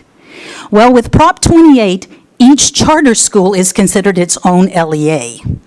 So they have to file their own, and we have included them. As you will see, PLA, they went on a field trip to see Cinderella the opera, and Pittman used some of their funding to hire their own general music teacher full-time. Now, so what has happened since 2023? I think you'll be amazed. In 2023, we added 1 arts teacher. With Prop 28, we added 15. 2025, we'll be adding 11.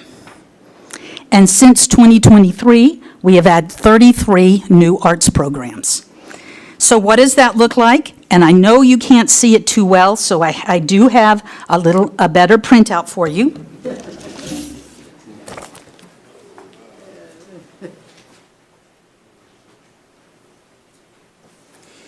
In 2023, we only had, I've got to get to my numbers, and you can look for your schools while I give you these numbers, because I know you want to know. 2023, we only had 28 of our 41 elementary schools offering some kind of arts to students. And only 1 was offering it to every student. 2024, we have 40 of our 41 elementary schools offering some kind of arts to students, and only 2 schools offered it to every student in their school. 2025, and this is what you'll be approving a little bit later next year, 40 of our 41 elementary schools offer some kind of arts to students, with 22 schools offering classes to every TK through 8th grade student at their school.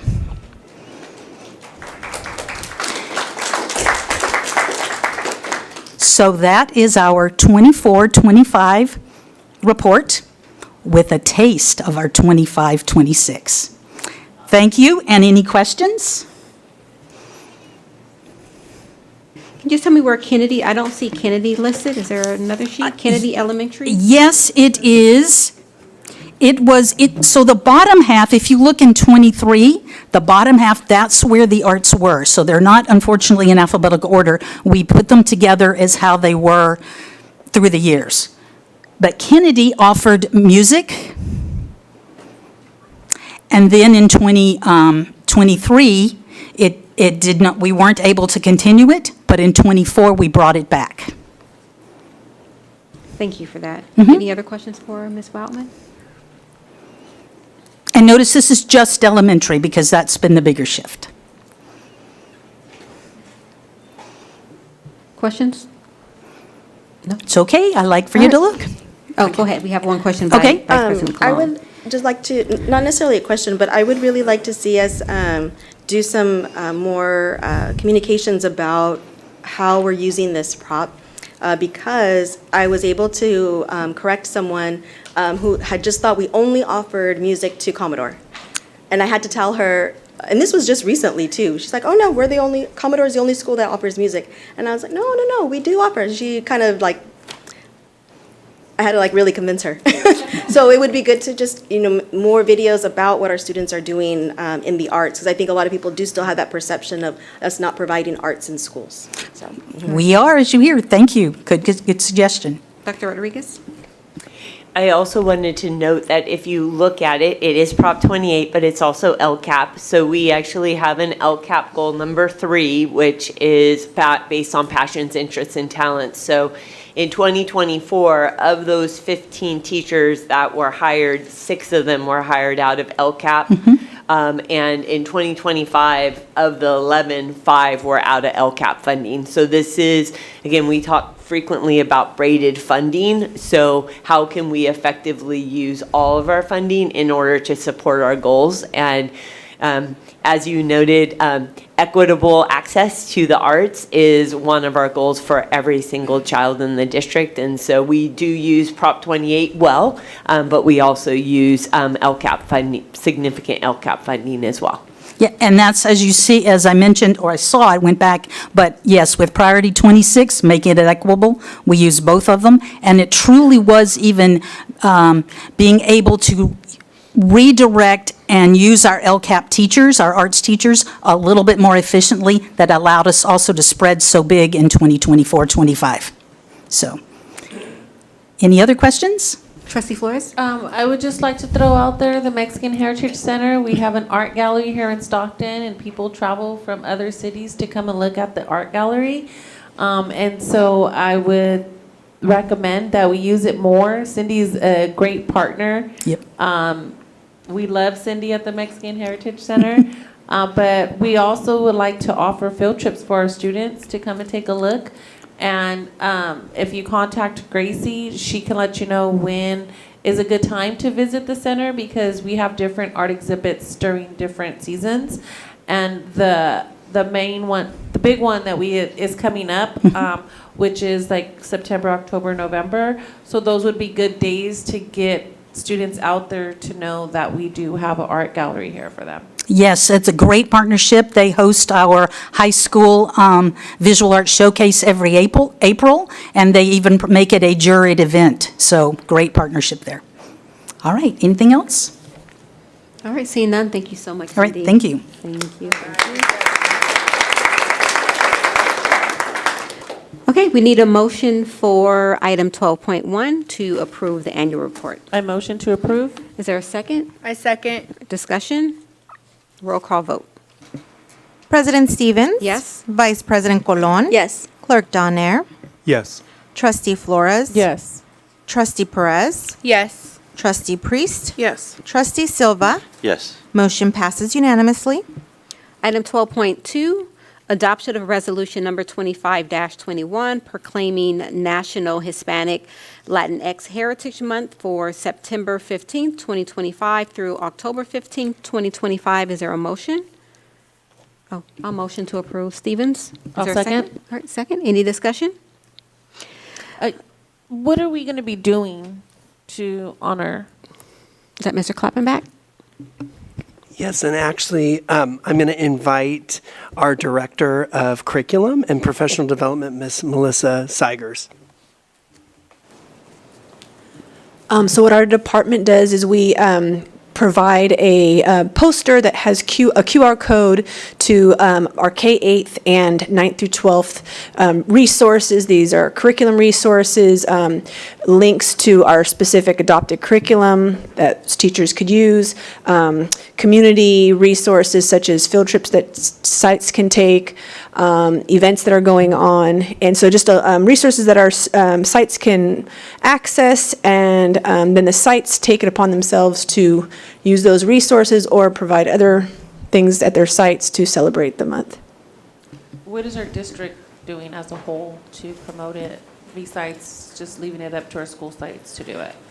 We have various events, but that is what the curriculum department provides as far as different resources. But it's not just the resources. It may be that we're providing like instructional resources and, the PD and so forth to our teachers as far as getting that information. I don't know about specific events. Can you talk about, I know the Family Resource Center usually does something. I haven't heard, but are they doing something this year?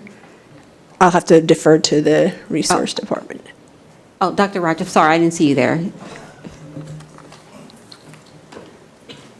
Well, he's coming up too. I'll talk about one of the things that I've done is make sure that we have, I think, visibility for our kiddos. I had these created just to make sure that our kids are visible in a way that does support them. They can put these on their Chromebooks, their cell phones, whatever it is, but making sure that all of our kiddos have visibility around who they are and making sure that they're seen when it comes to the district. And then I'll let Dr. Rogers talk about what you guys are doing for families. So good evening, everyone.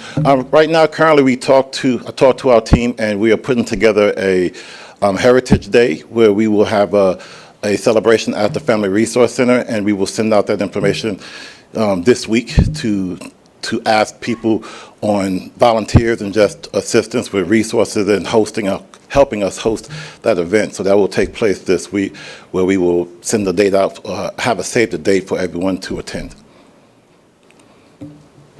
You're welcome. Thank you. And I would also like to add to that. So this year, throughout the year, we are hosting authors, whether some are in person, some through Zoom, for culturally responsive authors. And so an author, we will be doing a Zoom-in session across the district, several of them, for author Martha Nino. And so she will be Zooming into classrooms and speaking with students. And also she will be at our DLAC meeting presenting to our parents as well and engaging with them. Trustee Flores, go ahead. Never mind.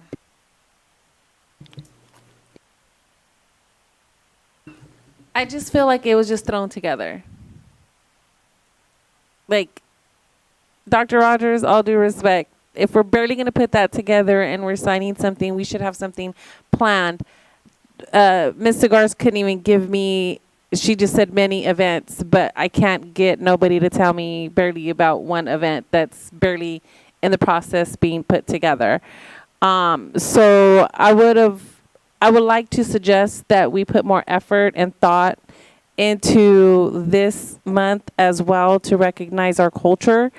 I just feel like that's disrespectful. Wasn't there an event last year as well?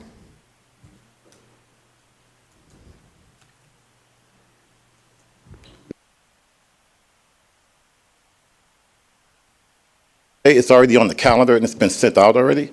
And we have discussed the theme and the events, so we're getting the vendors and just everyone else put together, so it will take place. It's not a rushed event. It's something that has been ongoing, and we've discussed it from last year and looked at what was great about the event and things that we need to improve on. So we anticipate having a very fruitful event this year as well.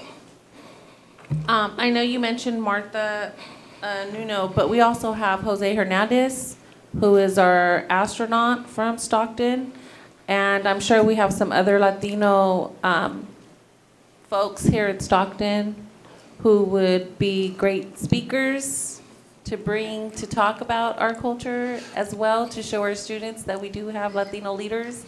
I'm glad you mentioned come that. out of our city. Yes, I'm glad you mentioned that, because we talked about it today at our staff meeting about just using the same author and over again when we have so many robust authors in Stockton. And so we talked about, again, just that gentleman that you just mentioned, on having him come and becoming part of that event versus having the same author over and over again. So thank you for that, yes. Okay, thank you.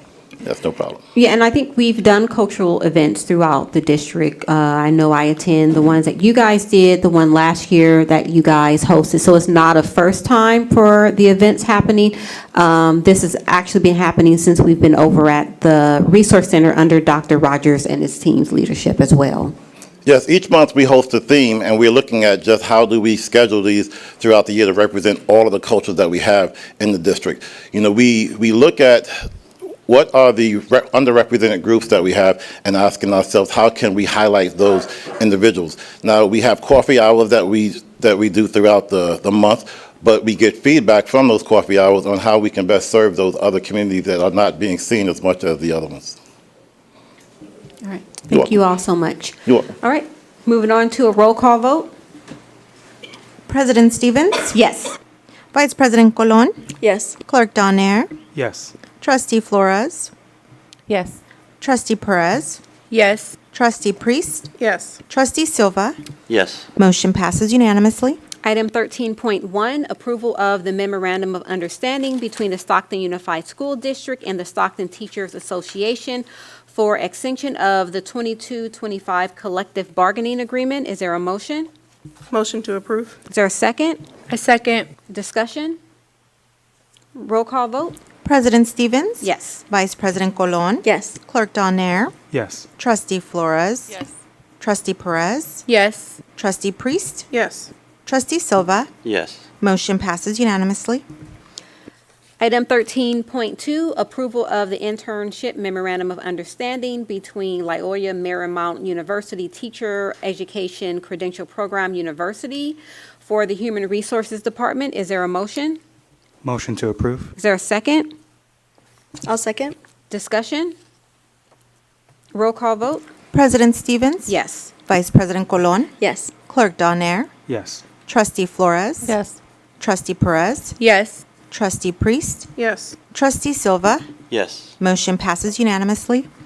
Item 13.3, approval of the California State University's Cal State Teach Program Memorandum of Understanding and Agreement for the employment of university students who have been an intern credential who have an intern credential internship for the Human Resources Department. Is there a motion? I'll motion Stevens. Is there a second? A second. Discussion? Roll call vote? President Stevens? Yes. Vice President Colon? Yes. Clerk Donaire? Yes. Trustee Flores? Yes. Trustee Perez? Yes. Trustee Priest? Yes. Trustee Silva? Yes. Motion passes unanimously. Item 13.4, adoption of resolution number 25-13, waiver request, English language authorization. Is there a motion? Motion to approve. Is there a second? A second. Discussion? Roll call vote? President Stevens? Yes. Vice President Colon? Yes. Clerk Donaire? Yes. Trustee Flores? Yes. Trustee Perez? Yes. Trustee Priest? Yes. Trustee Silva? Yes. Motion passes unanimously. Item 14.1, approval of the vendor payment issue for the month of August 2025 as presented. Is there a motion? Motion to approve. Is there a second? Second. Discussion? Roll call vote? President Stevens? Yes. Vice President Colon? Yes. Clerk Donaire? Yes. Trustee Flores? Yes. Trustee Perez? Yes. Trustee Priest? Yes. Trustee Silva?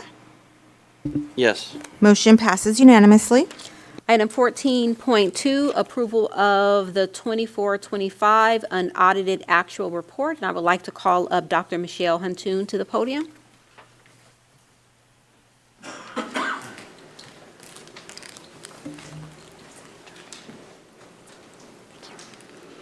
Good evening, President Stevens, Superintendent Dr. Rodriguez, and members of the board. Thank you so much this evening for an opportunity to present to you the 24-25 unaudited actuals. I have here with me this evening is Willie Gutierrez. He is the Director of Fiscal Services.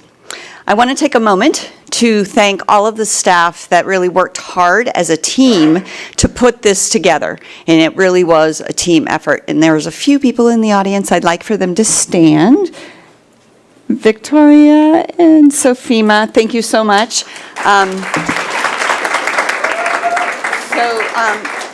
This is truly the leadership that led both the accounting as well as the budget office through that work that needed to happen for the unaudited actuals. So thank you.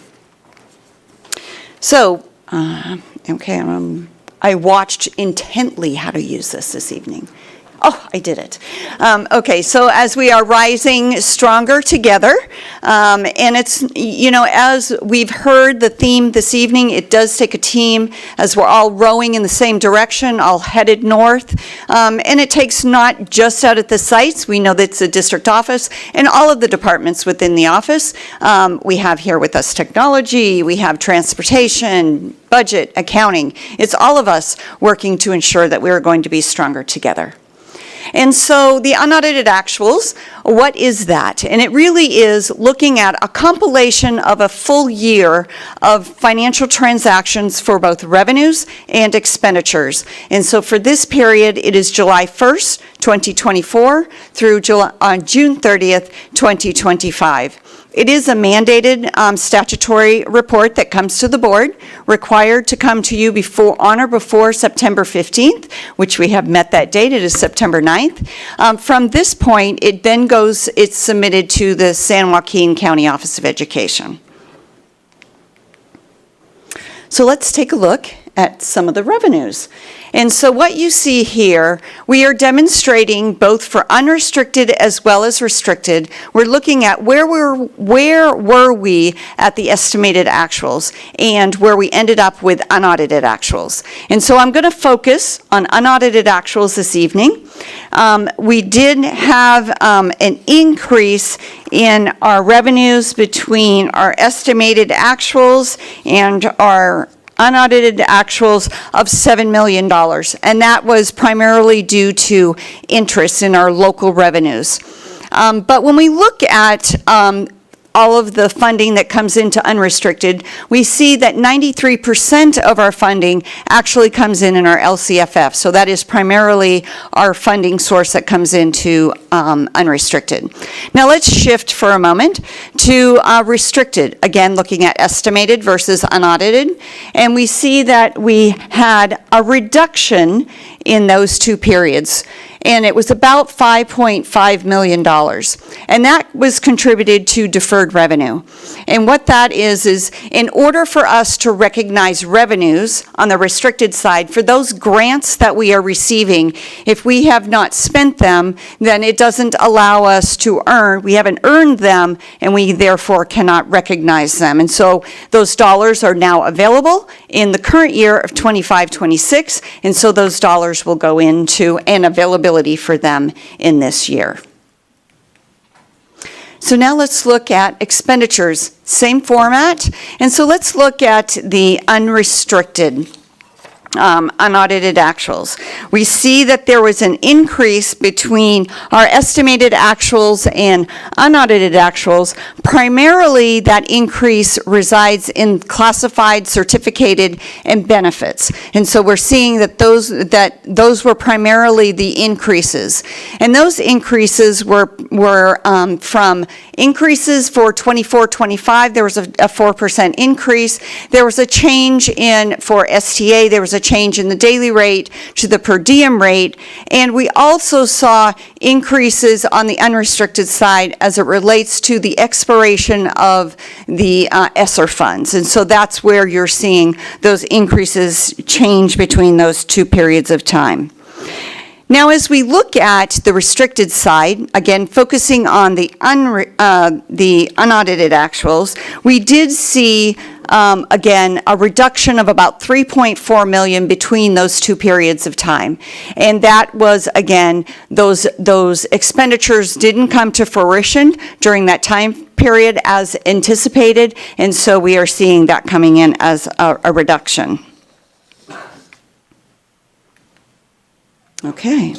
Now we're going to look at the expenditures from a little bit of a different view, looking at function. And so as we look at that function, we see that we are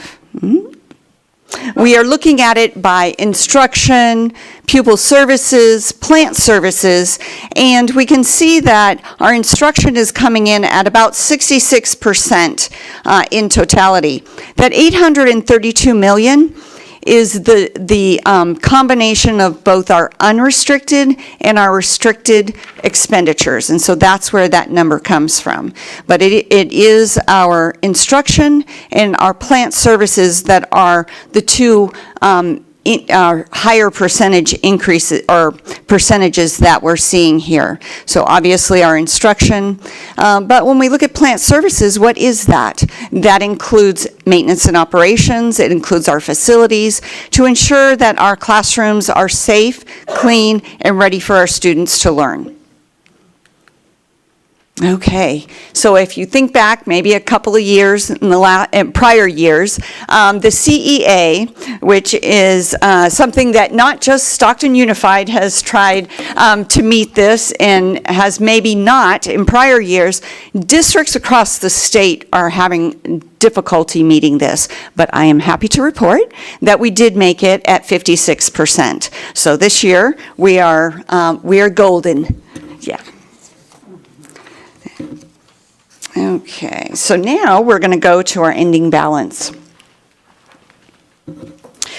So we see that in our general fund, overall, between our restricted and unrestricted, we did have a deficit of $66 million. We started the year with our beginning fund balance of $378 million, and when we combine that with the deficit of $66 million, that gives us an ending fund balance of $312 million.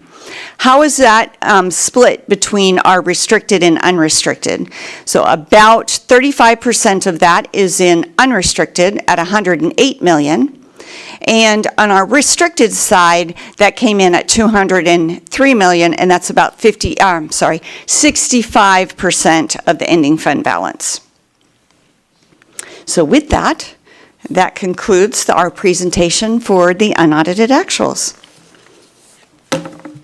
What caused the deficit of the $66 million? So the deficit is created when you have your revenues and expenditures, when you're spending more than you're bringing in. That's going to give you the deficit. In 24-25, there were two items on the unrestricted side that equated to about $50 million. That was one-time in nature. It has to do with security cameras, as well as our Climatech, which is our HVAC, and also our LED projects. So those two are considered, it was about $50 million, and so they are considered one-time. So what we're not seeing is that's not ongoing expenditures. I hope that helps. Mm-hmm. Yeah, thank you.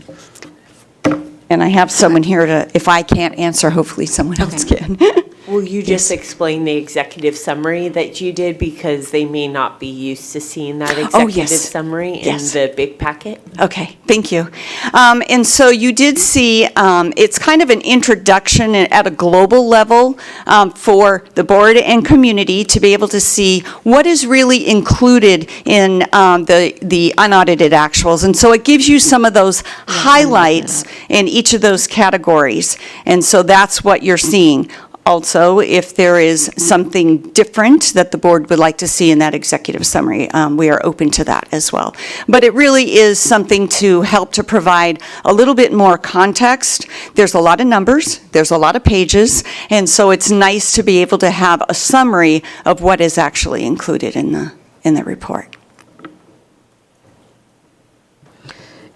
Have you calculated to how much the decline in enrollment will impact us for the I have not. school year? Okay. But thank you for that question. We'll get that to you. Can we talk about that at our next budget meeting? Yes, absolutely.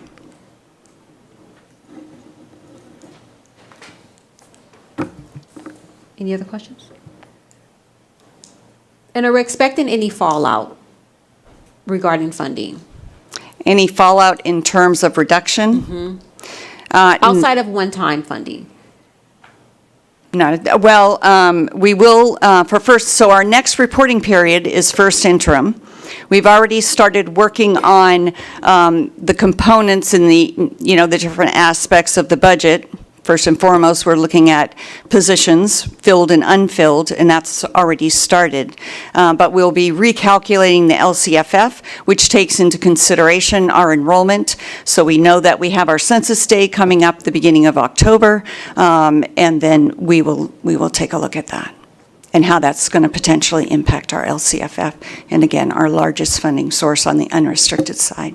Okay, thank you. Any other questions? All right, hearing none, thank you so much. You're welcome. Thank you.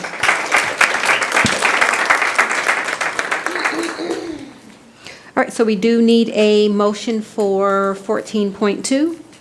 Motion to approve. All right, I'll second Stevens. Any further discussion? Hearing none, roll call vote.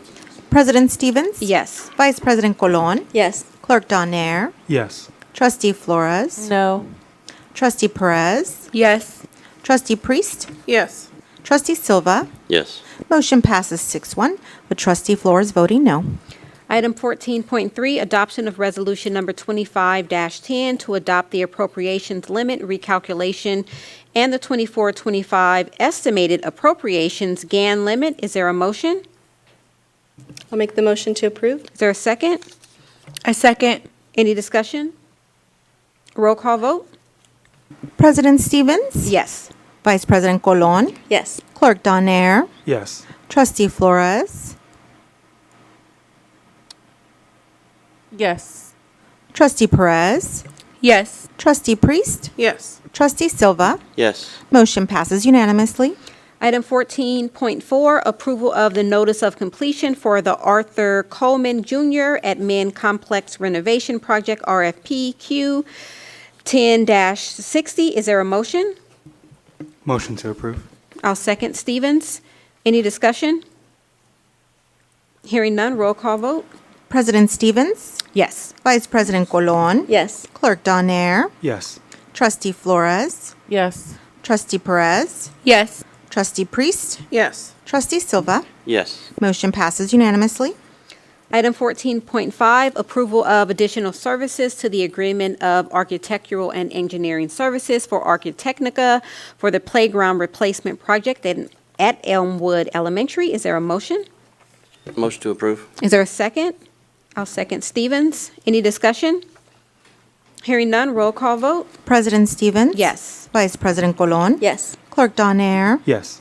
Trustee Flores? Yes. Trustee Perez? Yes. Trustee Priest? Yes. Trustee Silva? Yes. Motion passes unanimously. Item 14.6, approval and authorize the architecture agreement for professional services to modernize Stockton Early College Academy, SECA portables, and repurpose for music instruments repair and storage. Is there a motion? Motion to Motion. approve. Is there a second? Second, Perez? I second. All right, second by Perez. Any discussion? Hearing none, roll call vote? President Stevens? Yes. Vice President Colon? Yes. Clerk Donaire? Yes. Trustee Flores? Yes. Trustee Perez? Yes. Trustee Priest? Yes. Trustee Silva? Yes. Motion passes unanimously. Item 14.7, adoption of resolution number 25-22 of the Board of Education for the Stockton Unified School District determining that an emergency exists regarding natural gas issues and repair work at Edison High School. Is there a motion? A motion to approve. Is there a second? Second. Second by Trustee Priest. Any discussion? Hearing none, roll call vote?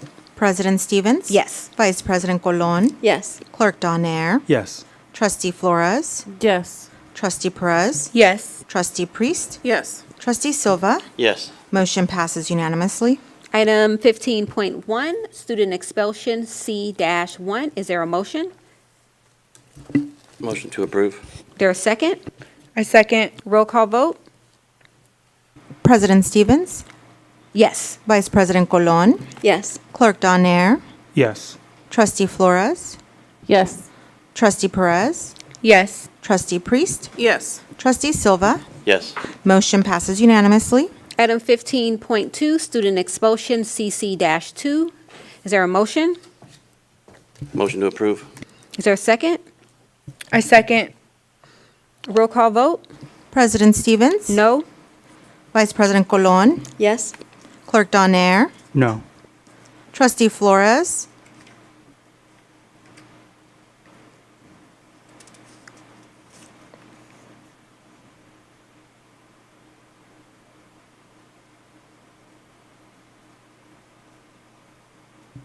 Yes. Trustee Perez? Yes. Trustee Priest? Yes. Trustee Silva? Yes. Motion passes 5-2 with President Stevens and Clerk Donaire voting no. Sorry. Item 16.1, I would like to adjourn the board meeting at 7:22.